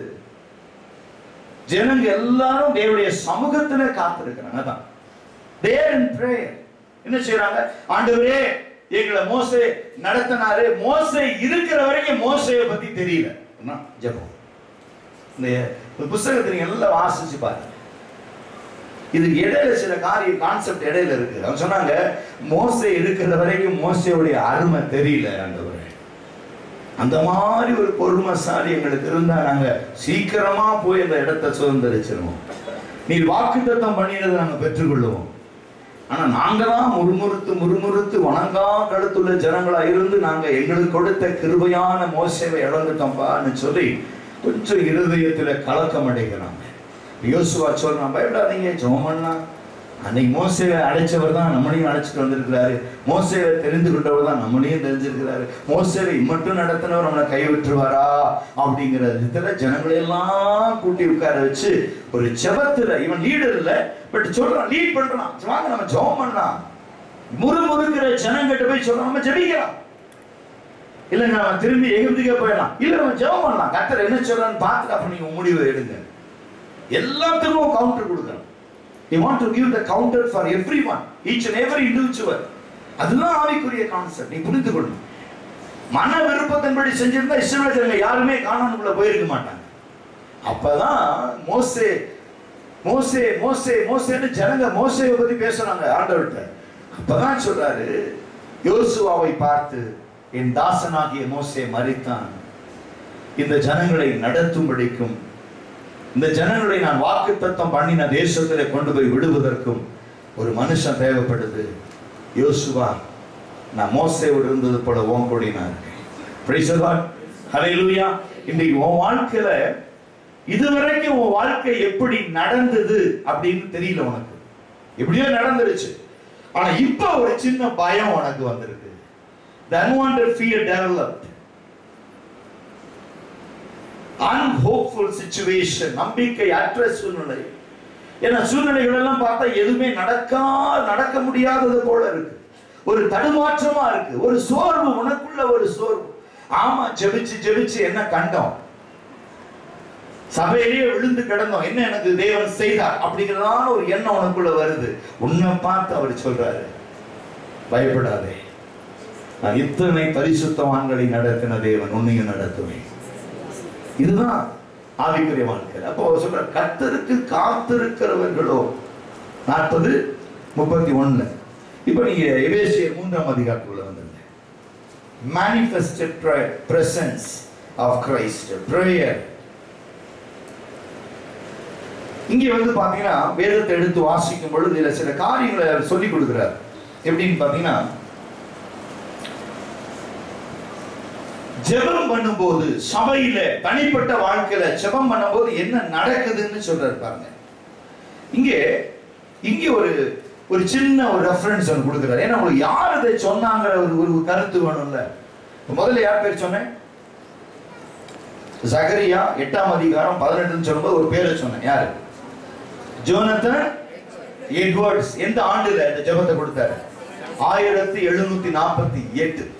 இப்ப ஒரு ஆளை நான் சொல்ல போறேன், எழுதி வைத்துக் கொள்ளுங்க.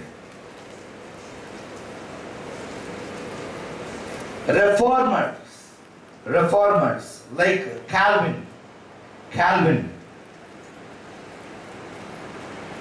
அவர் எப்படி கூப்பிட்டார்? கிறிஸ்டியன் கேதரிங் எப்படி கூப்பிட்டார் தெரியுமா? Calvin called Christian gatherings Coram Deo. CORAMDEO.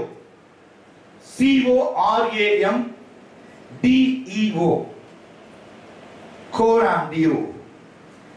In the presence of God. Coram Deo என்ன? In the presence of God. During the Great Awakening, Puritans spoke the revival as manifest presence of Christ. Prayer for revival is an invitation to this, to something wonderfully beyond God's essential presence. That is, He is always with us. The ஜெபம் என்ன நமக்கு காண்பிக்கிறது? He is always with us. நீ ஜெபிக்கும் போது என்ன நினைக்கிறோம்? நம்ம கூட யார் இருக்கா? He is always with us. ஜெபம் அப்படிங்கும்போது He is always with us. தேவன் எப்பொழுதும் நம்மோடு கூட இருக்கிறார். இம்மானுவேல். தேவன் நம்மோடு இருக்கிறார். இம்மானுவேல். தேவன் நம்மோடு கூட இருக்கிறார். இன்னைக்கு எவ்வளவு பேருக்கு அந்த நம்பிக்கை இருக்கு ஆவிக்குரிய வாழ்க்கையில? ஒரு சபையாகிய நாம், நீ ஒரு சபை அப்படின்னா பல நேரங்களில் நம்ம பலவிதமான கான்செப்ட் சபையில கேட்கிறோம். பலவிதமான கான்செப்ட் கேட்கிறோம். ஒரு ஹீலிங்கை பத்தி பேசுறோம், ஒரு ஆபூஜனத்தை பத்தி பேசுறோம், ஒரு அற்புதங்களை பத்தி பேசுறோம், தேவாலயத்தில் நடந்த காரியங்களை குறித்து பேசுறோம். ஆனா ஜெபத்தை குறித்து ஆவியானவர் இந்த நாட்கள்ல சொல்லிக் கொடுக்க விரும்புகிறார். இப்படிப்பட்ட காரியம் ஜெபிக்கும் போது என்னெல்லாம் நடக்குது? நீ ஒரு ஜெபிக்கிற கிறிஸ்தவனா இருக்கிற வரைக்கும் தான் உன்னோடு கூட அவர் உன்னை பிரகாசிக்க பண்ணும்படி அவன் கூட இருக்கிறார். ஜெபத்தை விட்டுட்டா கிறிஸ்துவும் உன்னை விட்டு விடுவார். ஜெபிக்காத கிறிஸ்தவன், அதாவது ஒரு ஜெபம் இல்லாத மனுஷன் ஒரு கிறிஸ்துவனை அல்ல என்று சொல்லுகிறார் வேதத்தில். நீங்க என்ன சொல்றாரு பாருங்க. This apostle Paul prayed for the believer to know that order or reformation or revival that brings about an intensification of the presence and power of Jesus Christ. தேவனுடைய பிரசன்னத்தையும் தேவனுடைய வல்லமையும் இந்த ஜெபம் கொண்டு வருது.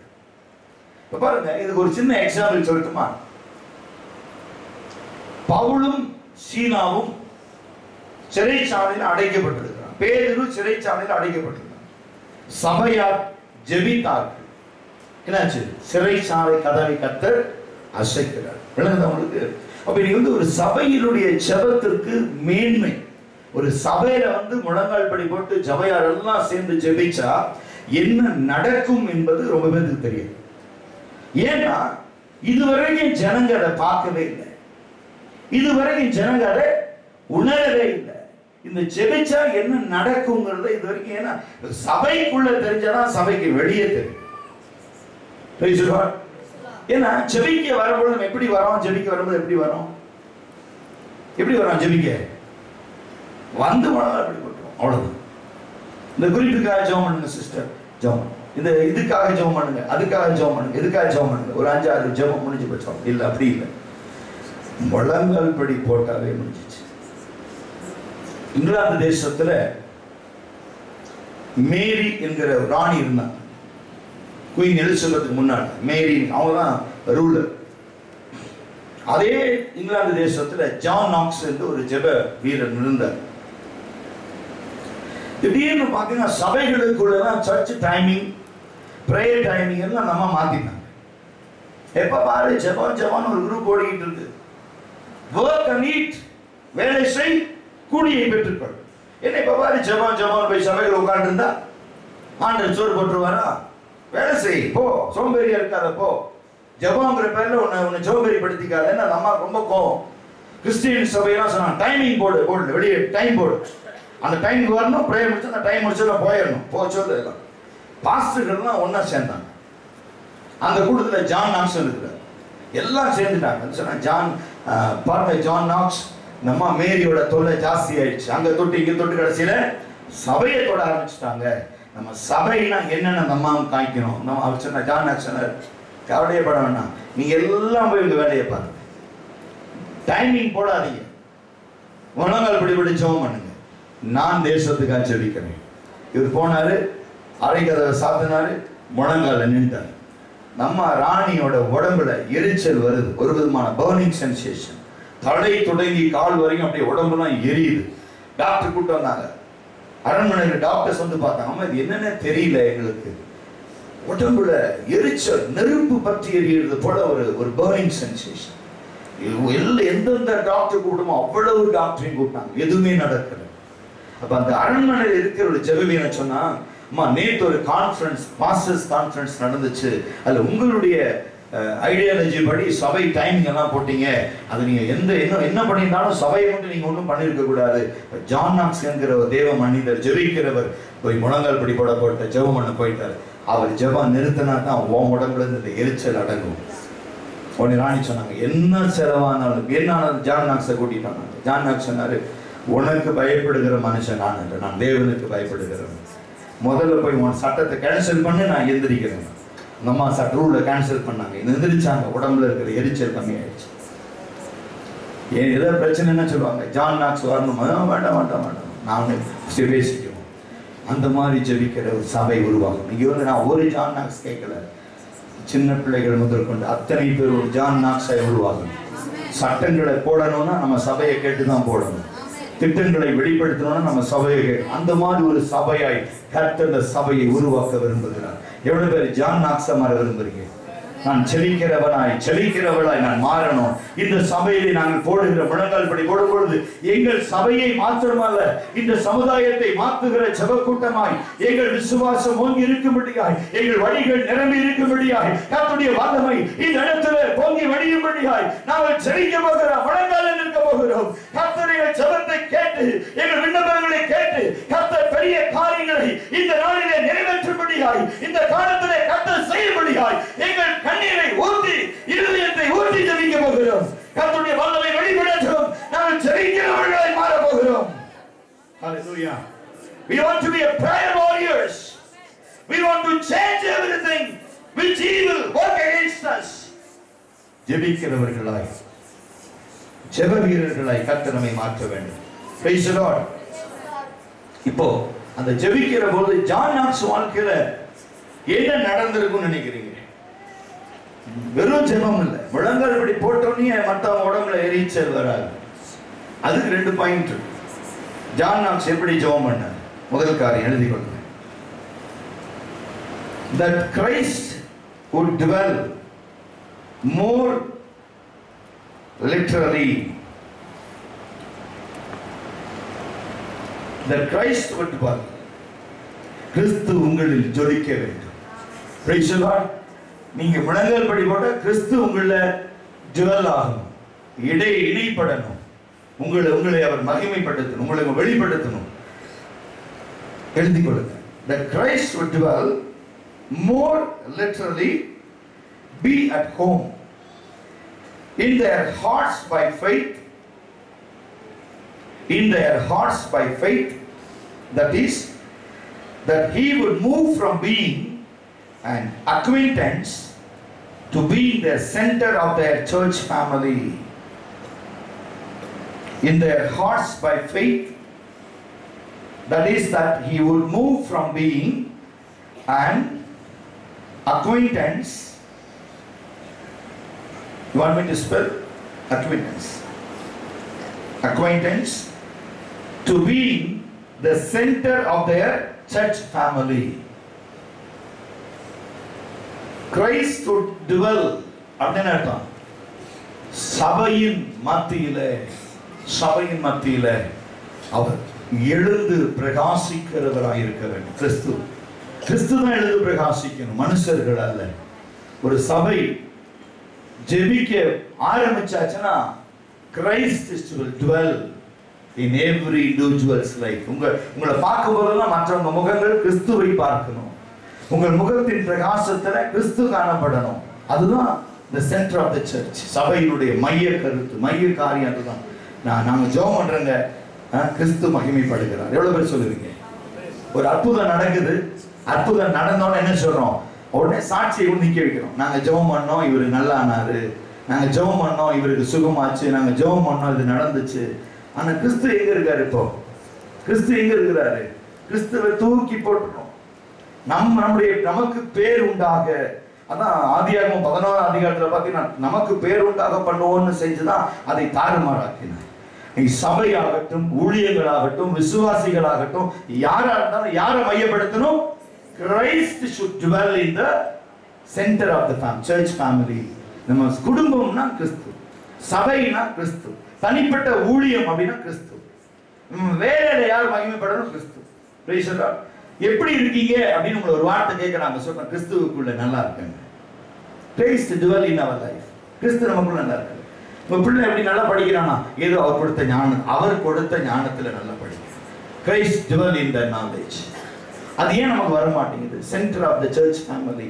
நமக்கு இந்த சபையாகிய குடும்பத்துல கிறிஸ்து மையமா இருக்க கை வைங்க. கிறிஸ்துவை சென்றுபடுத்துங்க, முக்கியப்படுத்துங்க, கிறிஸ்துவை நிலைப்படுத்துங்க. கிறிஸ்து இல்லைன்னா அந்த சபையில் எவ்வளவு பேர் சொல்ல முடியும்?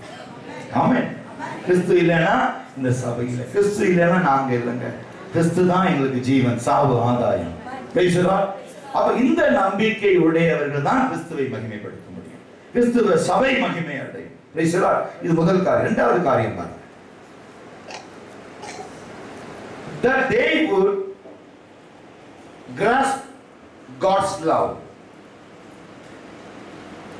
தேவ அன்பை என்ன செய்றாங்க அவங்க? ஒவ்வொரு நாளும் கிராப்ஸ்ங்கிற வார்த்தைக்கு உண்மையான கிரேக்க பதம் என்னமா? திருடி கொள்ளுதல். தேவ கிறிஸ்துவ அன்பை என்ன செய்யறது? நைசா நீ வேணுங்கிற அளவுக்கு நீ சுருட்டிக்கோ, எனக்கு வேணுங்கிற அளவுக்கு நான் சுருட்டிக்கிறேன். ஆனா அன்பு எப்படி? கிறிஸ்துவ அன்புக்கு என்ன இல்ல?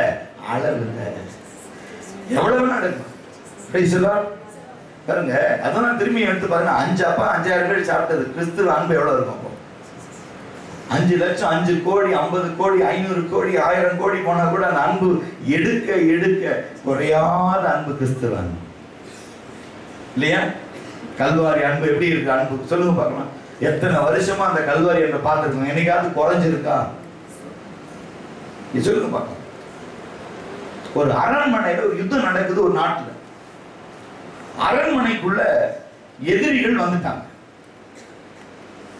ராஜா சொல்றாங்க, ராஜா ஓடி போய் ஒளிஞ்சுக்குங்க, எதிரிகள் எல்லாம் அரண்மனையை சுத்திட்டாங்க, அரண்மனைக்குள்ள வந்துகிட்டு இருக்காங்க, எந்த நேரத்துல உங்களை கொண்டுட்டு இந்த நாட்டை பிடிக்க போறாங்க சொல்லி ஒரு ஒற்றன் வந்து ராஜாட்ட சொல்லிட்டான். ராஜா பாக்குறாரு, அவர் கொஞ்சம் ஜெபிக்கிறவர். உடனே இந்த ஒற்றன் வந்து நல்ல பிலீவர் பாருங்க. ஒற்றன் என்ன சொல்றான், ராஜா தப்பிக்க ஒரே வழிதான் இருக்கு, என்ன, ஜெபம் பண்ணுங்க. பட்டயத்தை தூக்கணும், ஆண்டவரே பட்டயத்தை கீழே.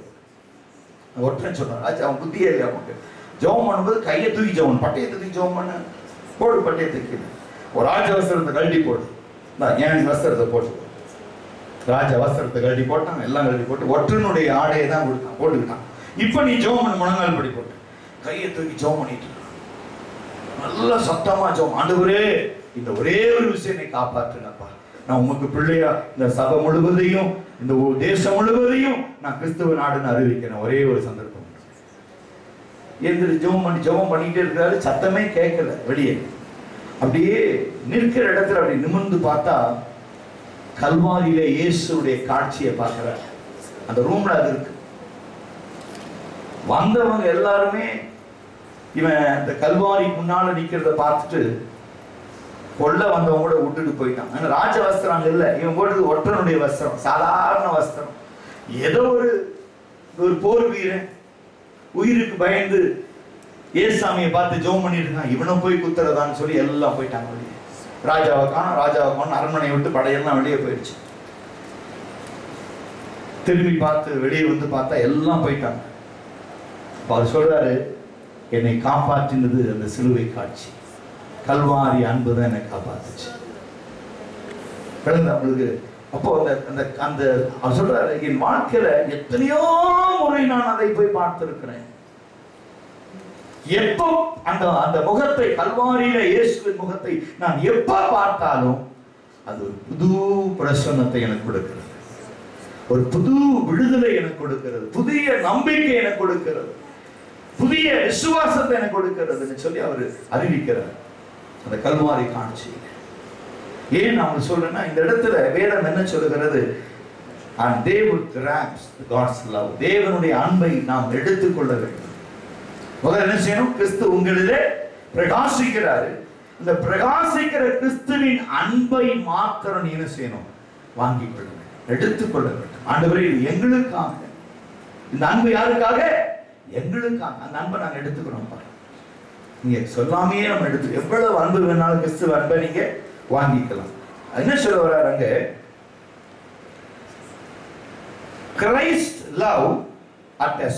Christ love at a spiritual level beyond intellectual or theological knowledge.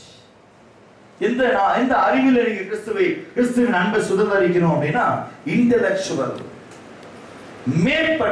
மேற்பட்டவர்களாய், அல்லது தியாலஜிக்கல் நாலேஜ், ஒரு உணர்வு பூர்வமாய் தியாலஜிக்கல் நாலேஜ்ல தான் இயேசுவின் அன்பை நீங்க பெற முடியுமே, இல்லாம சும்மா உங்களுடைய மனதிற்கு தோன்றுகிறபடி கிறிஸ்துவின் அன்பை நீங்க பெற முடியும் இல்லையா?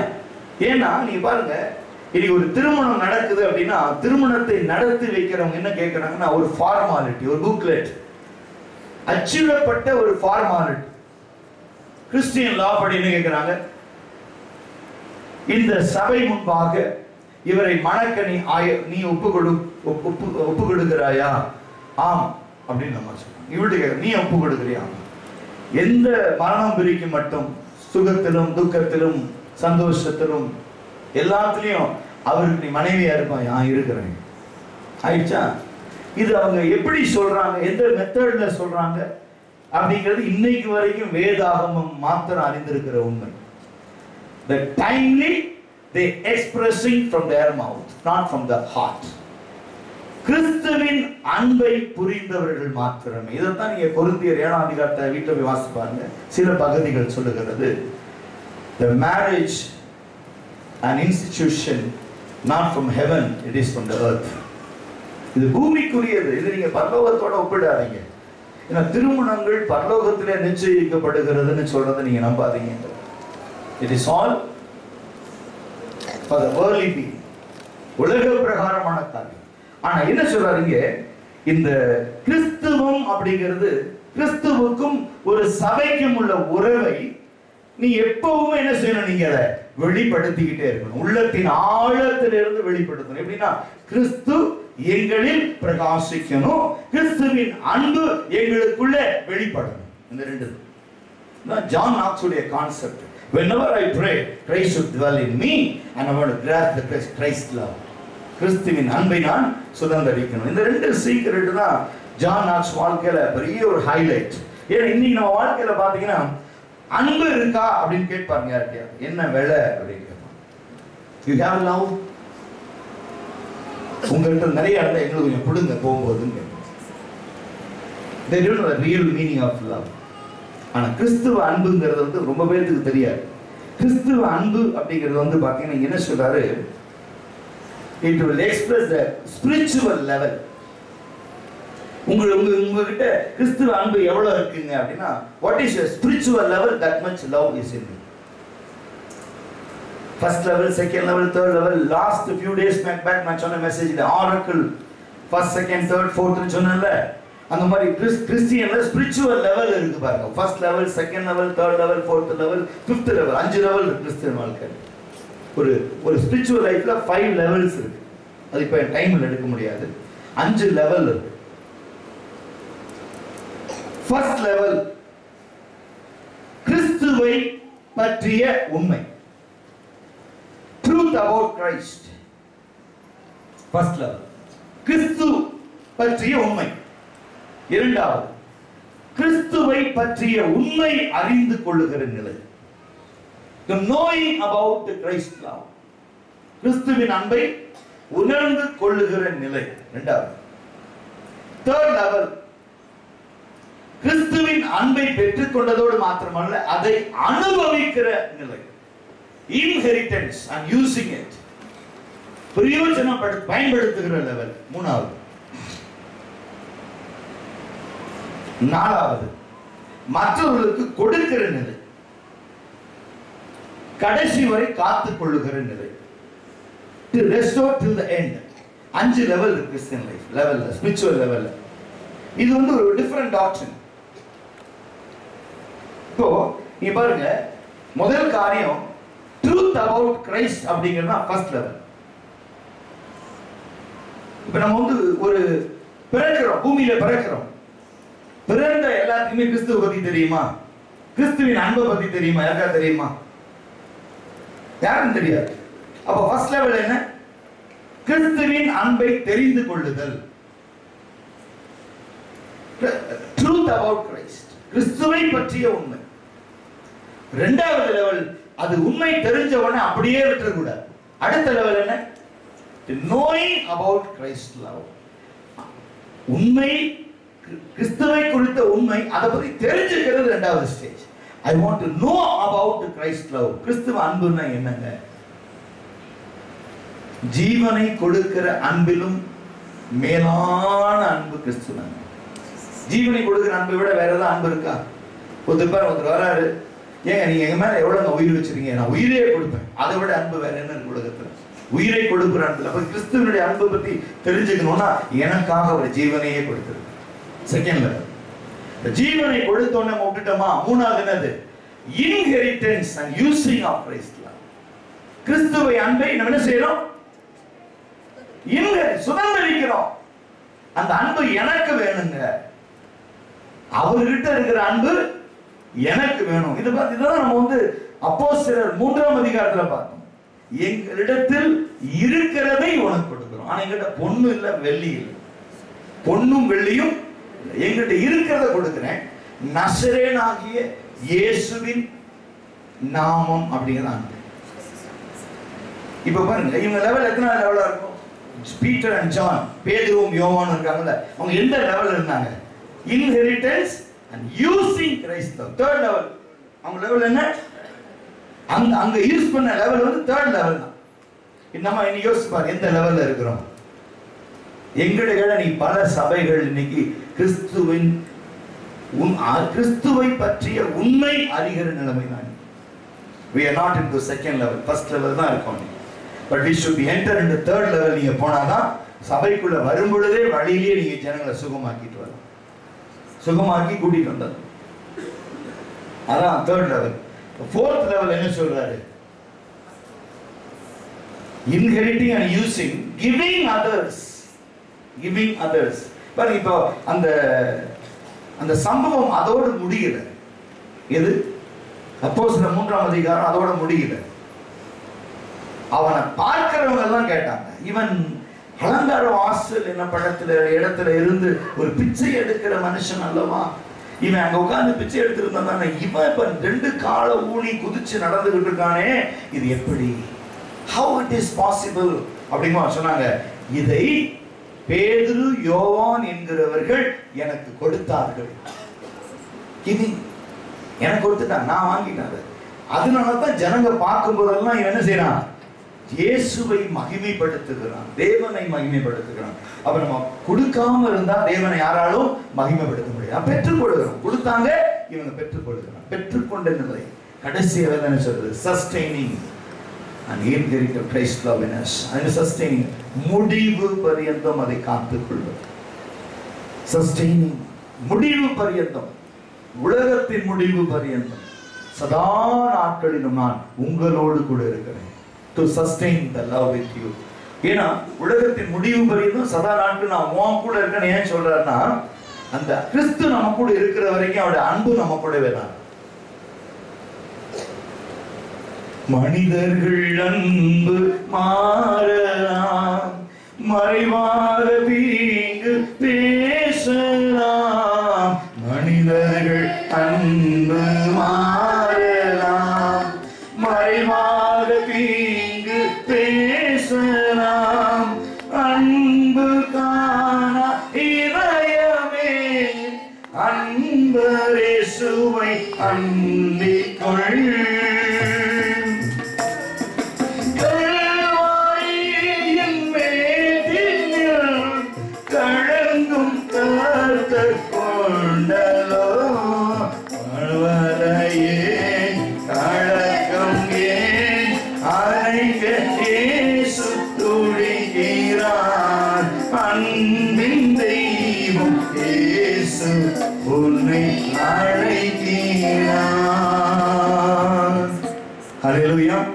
இதாங்க கிறிஸ்துவ அன்பு. Praise the Lord. இப்போ இந்த இடத்துல சொல்லப்படுகிற காரியம் நீங்க பாத்தீங்கன்னா மூணாவது ஒன்று சொல்லிட்டேன். I want to tell you the third one also. முதல்ல என்ன சொன்னேன்? That Christ would dwell more literally, be at home in their hearts by faith. That is that he would move from being an acquaintance to being the center of their church family. ஒன்று. ரெண்டாவது என்ன சொன்னேன்? That they would grasp God's love at a spiritual level beyond intellectual or theological knowledge. இந்த 5 காரியம் சொன்னல, அது theological level knowledge. இது சபையில உங்களுக்கு அதிகமா விளங்காது. இது நீங்க theological ஸ்டூடெண்ட பத்தி கேளுங்க, என்ன சொல்ல தெரியுமா? Doctrine of Christ. என்னது? ஃபர்ஸ்ட் லெவல் என்னது? 5 levels போட்டுருக்காங்க. ஃபர்ஸ்ட் லெவல் என்ன? Doctrine of Christ. ரெண்டாவது லெவல் என்ன தெரியுமா? அந்த கிரைஸ்ட் டாக்டரின் ஆஃப் கிரைஸ்ட் லெவல்ல அது கீழ ஒன்னு இருக்கு பாருங்க. knowing about Christ love. அப்படினா கிறிஸ்துவ அன்பு எந்த அன்புக்குள்ள வருது அப்படினா there is 5 love. Philia, storge, agape agape அன்பு. இப்படி 5 பாயிண்ட் சொல்லிட்டே போவேன். என்னன்னா டைம் இல்லை, அவ்வளவுதான். ஏன்னா இது எனக்கு இந்த பைபிள் பிரசங்கத்தை விட கொஞ்சம் தியாலஜிக்கல் நாலேஜ் ஜாஸ்தி. ஆனால் இதை விட இதெல்லாம் நான் எழுதவே வேண்டாம். இந்த பைபிள் இல்லை, அந்த சப்ஜெக்டே இல்லை. இந்த 5 லெவல் அப்படியே மைண்ட் இருந்து வரும். கிறிஸ்துவ அன்புங்கிறது அப்படியே வரும். அகாப்பே அன்பு. அகாப்பே அன்புக்கு என்ன அர்த்தம்? Unconditional love. சரியா? இப்ப பாருங்க, ஒரு கணவன் மனைவி அன்பு, பிள்ளைகள் பெற்றோர்கள் அன்பு, உலகத்தினுடைய அன்பு அப்படின்னு என்ன அன்புகள் இருக்கு. ஸ்டார்கே, பிலியா அப்படின்லாம் இருக்குல்ல. அன்புல நிறைய 5 இருக்கு. அதை பத்தி பேச டைம் இல்லை. அகாப்பே அன்பு சொல்றோம். அகாப்பே அப்படிங்கிறது அன்கண்டிஷனல். அந்த ஒரு அன்புக்கு மட்டும் கண்டிஷன் இல்லை. இப்போ கணவன் மனைவி அன்புல கண்டிஷன் இருக்கா இல்லையா? கணவன் மனைவி அன்புல என்ன இருக்கு? கண்டிஷன் இருக்கா இல்லையா? என்ன கண்டிஷன் இருக்கு? யாரோ ஒருத்தர் சொல்லுங்க. கொண்டு 2 பேரையும் நிக்க வச்சு கழுத்துல மாலையை போட்டு நிக்க வச்சு மாலையை போட்டு என்ன செய்யறோம்? எந்திரிங்க, உட்காருங்க, எந்திரிங்க, உட்காருங்க அப்படின்னு எல்லாம் கேட்டு கடைசியில் ஒரு கேள்வி கேட்கிறோம். இந்த மனுஷனை கணவனாக ஏற்றுக்கொள்ள பிரியப்படுறீங்களா? அந்த அம்மா டக்குன்னு சொல்லுது ஆமா. அப்புறம் அவர்கிட்ட கேட்கணும், இந்த மனைவியை புருஷனாக ஏற்றுக்கொள்ள உங்களுக்கு சம்மதமா? ஆமா. சரியா ரெண்டும்.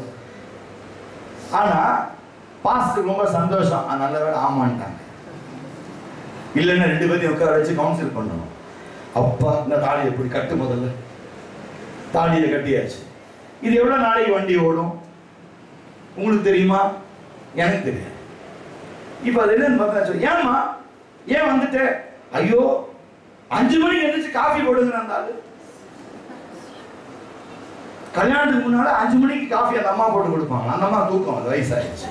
அந்த அம்மா போட்டு கொடுக்கும். என்னைய போய் எடுத்து 5 மணிக்கு காஃபி போட்டுவான்னா 7 மணிக்கு எங்க அம்மா காஃபி கொடுத்தாதான் குடிச்சிட்டு எந்திரிக்கிற ஆளு நான். என்னைய போய் 5 மணிக்கு காஃபி போடுங்க வந்தாலும் இதெல்லாம் சரிப்பட்டு வர. வேற ஆளை பாரு, இந்த உன் தாலி, இது உன் வழி, இது ஏன் வழி, போ. இப்படிதானே இருக்கு. அது கண்டிஷன். அது many dimension in marriage to life இல்லையா? அது பேச வரல. ஏன் சொல்றேன்? ரெண்டாவது பாத்தீங்கன்னா knowing about Christ love unconditional. நீ என்னை பத்தி பேசினாலும் சரி, பேசாட்டாலும் சரி, நீ என்னை நேசிச்சாலும் சரி, என்னை நேசிக்காட்டியும் சரி, என்னை பத்தி மற்றவங்களுக்கு சொன்னாலும் சரி, சொன்னாலும் சரி, உனக்காக நான் மரித்திருக்கிறேன், உனக்காக நான் மரித்தேன், எனக்காக நீ என்ன செஞ்சாலும் சரி, செய்யலாலும் சரி, என்னுடைய அன்பு மாறாது. Praise God. That is second one. Third one பாத்தீங்கன்னா inheritance. Inheritance and using Christ's love. என்னை விசுவாசிக்கிறவன் என்னிலும் பெரிய காரியம் செய்வான். மூணாவது using, என்னை விசுவாசிக்கிறவன் என்னிலும் பெரிய காரியம் செய்வான். அவைகளை தானும் செய்வான், அதை காட்டிலும் மேலானதை செய்வான். மூணாவது காரியம். நாலாவது பார்த்தீங்கன்னா giving Christ love to others. மற்றவர்களுக்கு பகிர்ந்து கொடுப்பது என்ன அப்படின்னு பார்த்தீங்கன்னா சொல்றாரு, நான் ஜீவாப்பம், இதை வாங்கி பிட்டு தம் சீசர்களுக்கு கொடுத்து, இதை வாங்கி புசியுங்கள், இது உங்களுக்காக விற்கப்படுகிற என்னுடைய திரு சரீரமாக இருக்கிறது. Giving Christ love.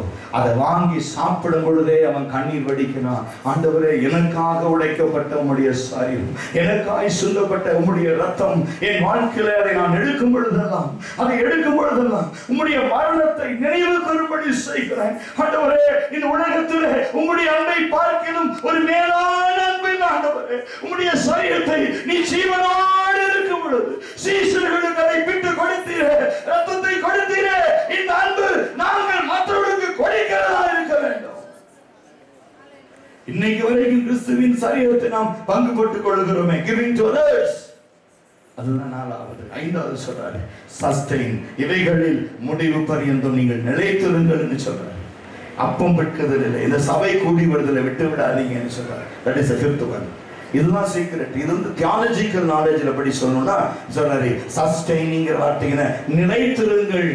நீ ஒருவன் என்னிலும் என் வார்த்தை அவனிலும் நிலைத்திருந்தால் வேண்டிக் கொள்வதை அவர்களுக்கு செய்வார். சஸ்டெயினிங், fifth one.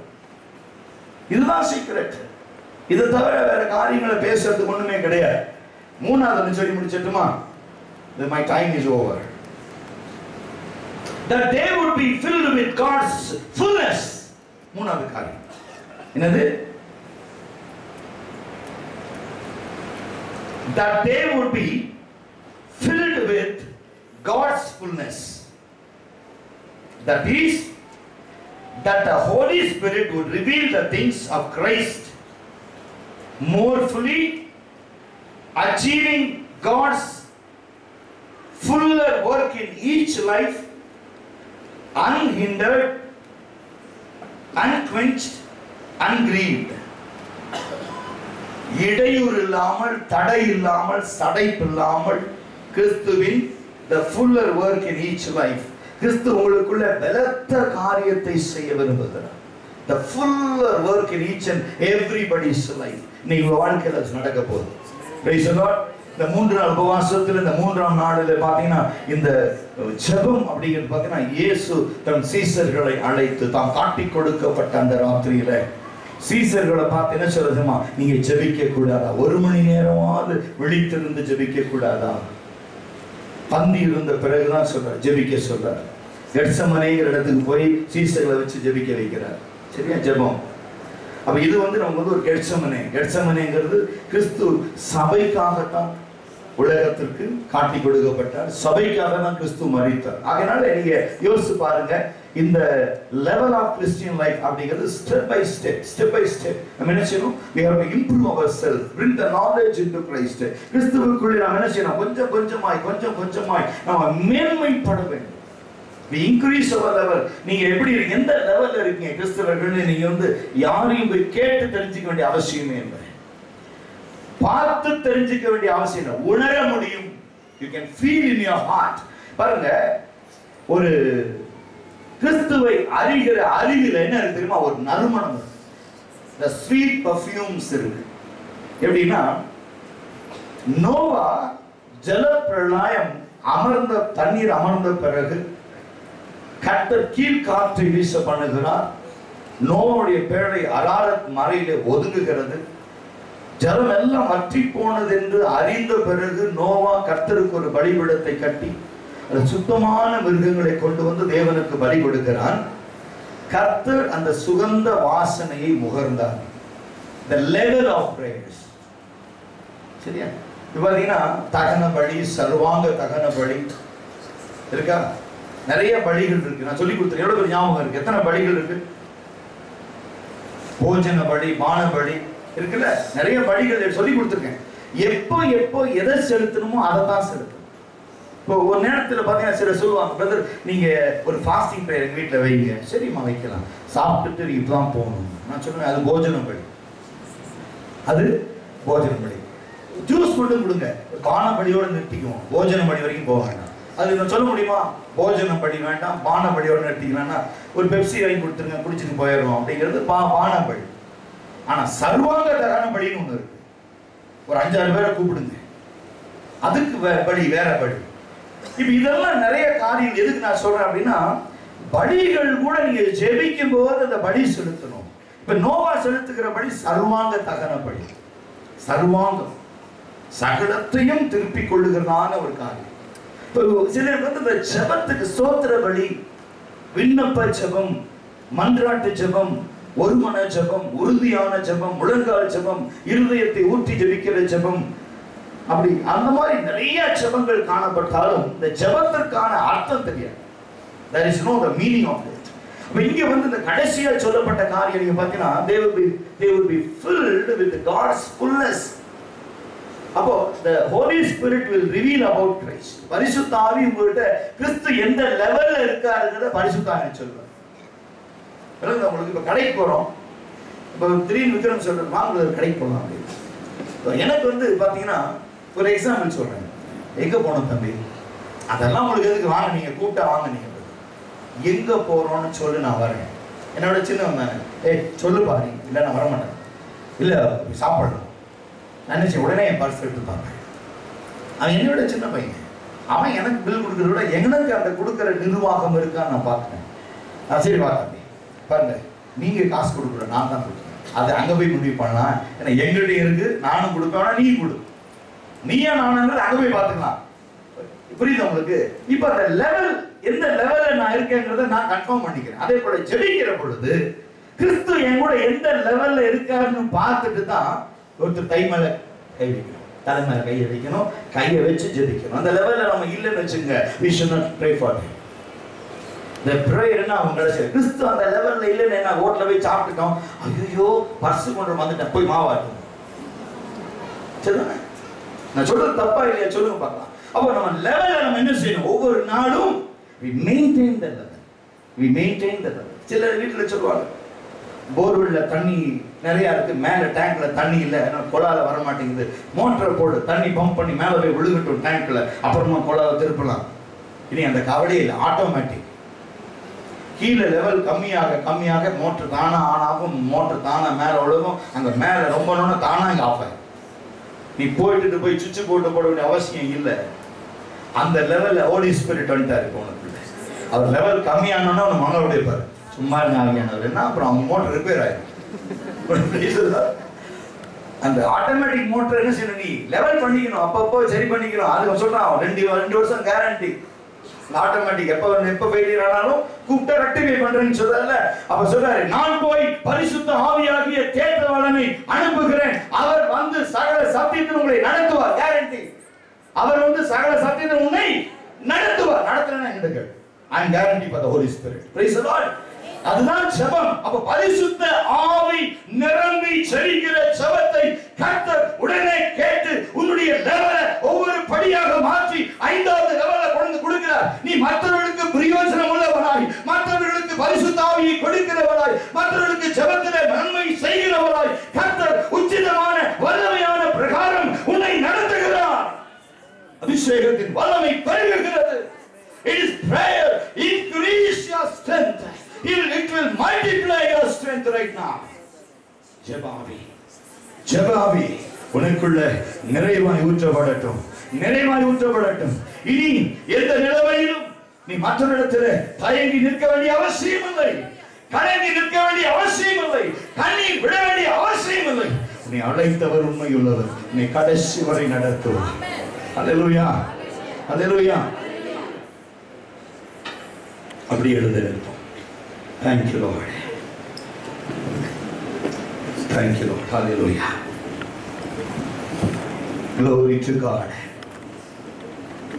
Thank you Lord. ஒப்புக்கொடுப்போம் ஆண்டவரே, ஒப்புக்கொடுப்போம் ஆண்டவரே, ஒப்புக்கொடுப்போம் ஆண்டவரே, ஒப்புக்கொடுப்போம். அப்படியே ஒப்புக்கொடுப்போம் ஆண்டவரே. வல்லமை இறங்கி வரட்டும் ஆண்டவரே, வல்லமை இறங்கி வரட்டும். Thank you Lord. Thank you Lord. Hallelujah. Thank you Lord. Glorious God. ஒப்புக்கொடுப்போமா? ஜெபத்தை கேட்கும் எங்கள் தேவா, ஜெபத்தின் வாஞ்சை தந்தருளும், ஜெபத்திலே காத்திருந்து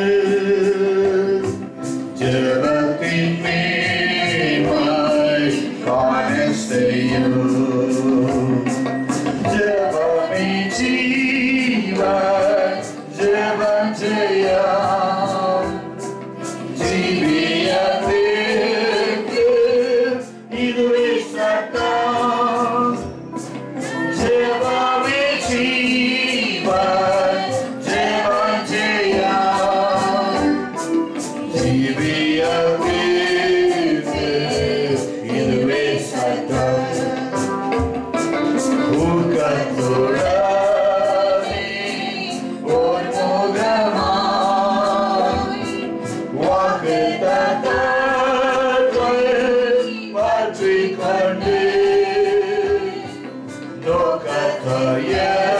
நோக்கத்தையெல்லாம் நேர்மையாக்கி நிற்கும்படிக்கு கிருபை செய்யும். ஜெபமே ஜீவன், ஜெபம் ஜெயம், ஜீவியத்திற்கு இதுவே சட்டம். ஜெபமே ஜீவன், ஜெபம் ஜெயம், ஜீவியத்திற்கு இதுவே சட்டம். ஆகாத நோக்க சிந்தனையை ஆகட்டும் நெஞ்சாய் வைத்து வாகான பார்க்கும் வானமெல்லாம் வல்லமையோடு வேண்டிக் கொள்வோம். ஜெபமே ஜெபமே ஜீவன்,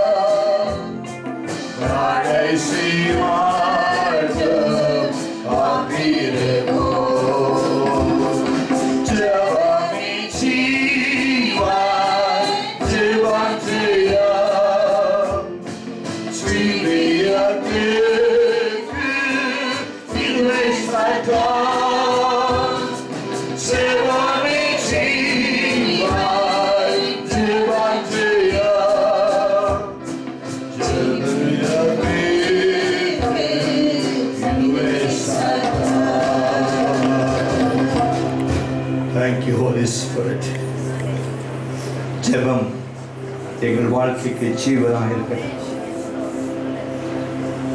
எந்த சூழ்நிலையிலும் ஜெபிக்க தவறாதவர்களாய், உம்முடைய பாதத்தில் விழுந்து கிடக்கிறவர்களாய் எங்களை ஒருமனப்படுத்தும் ஆண்டவரே.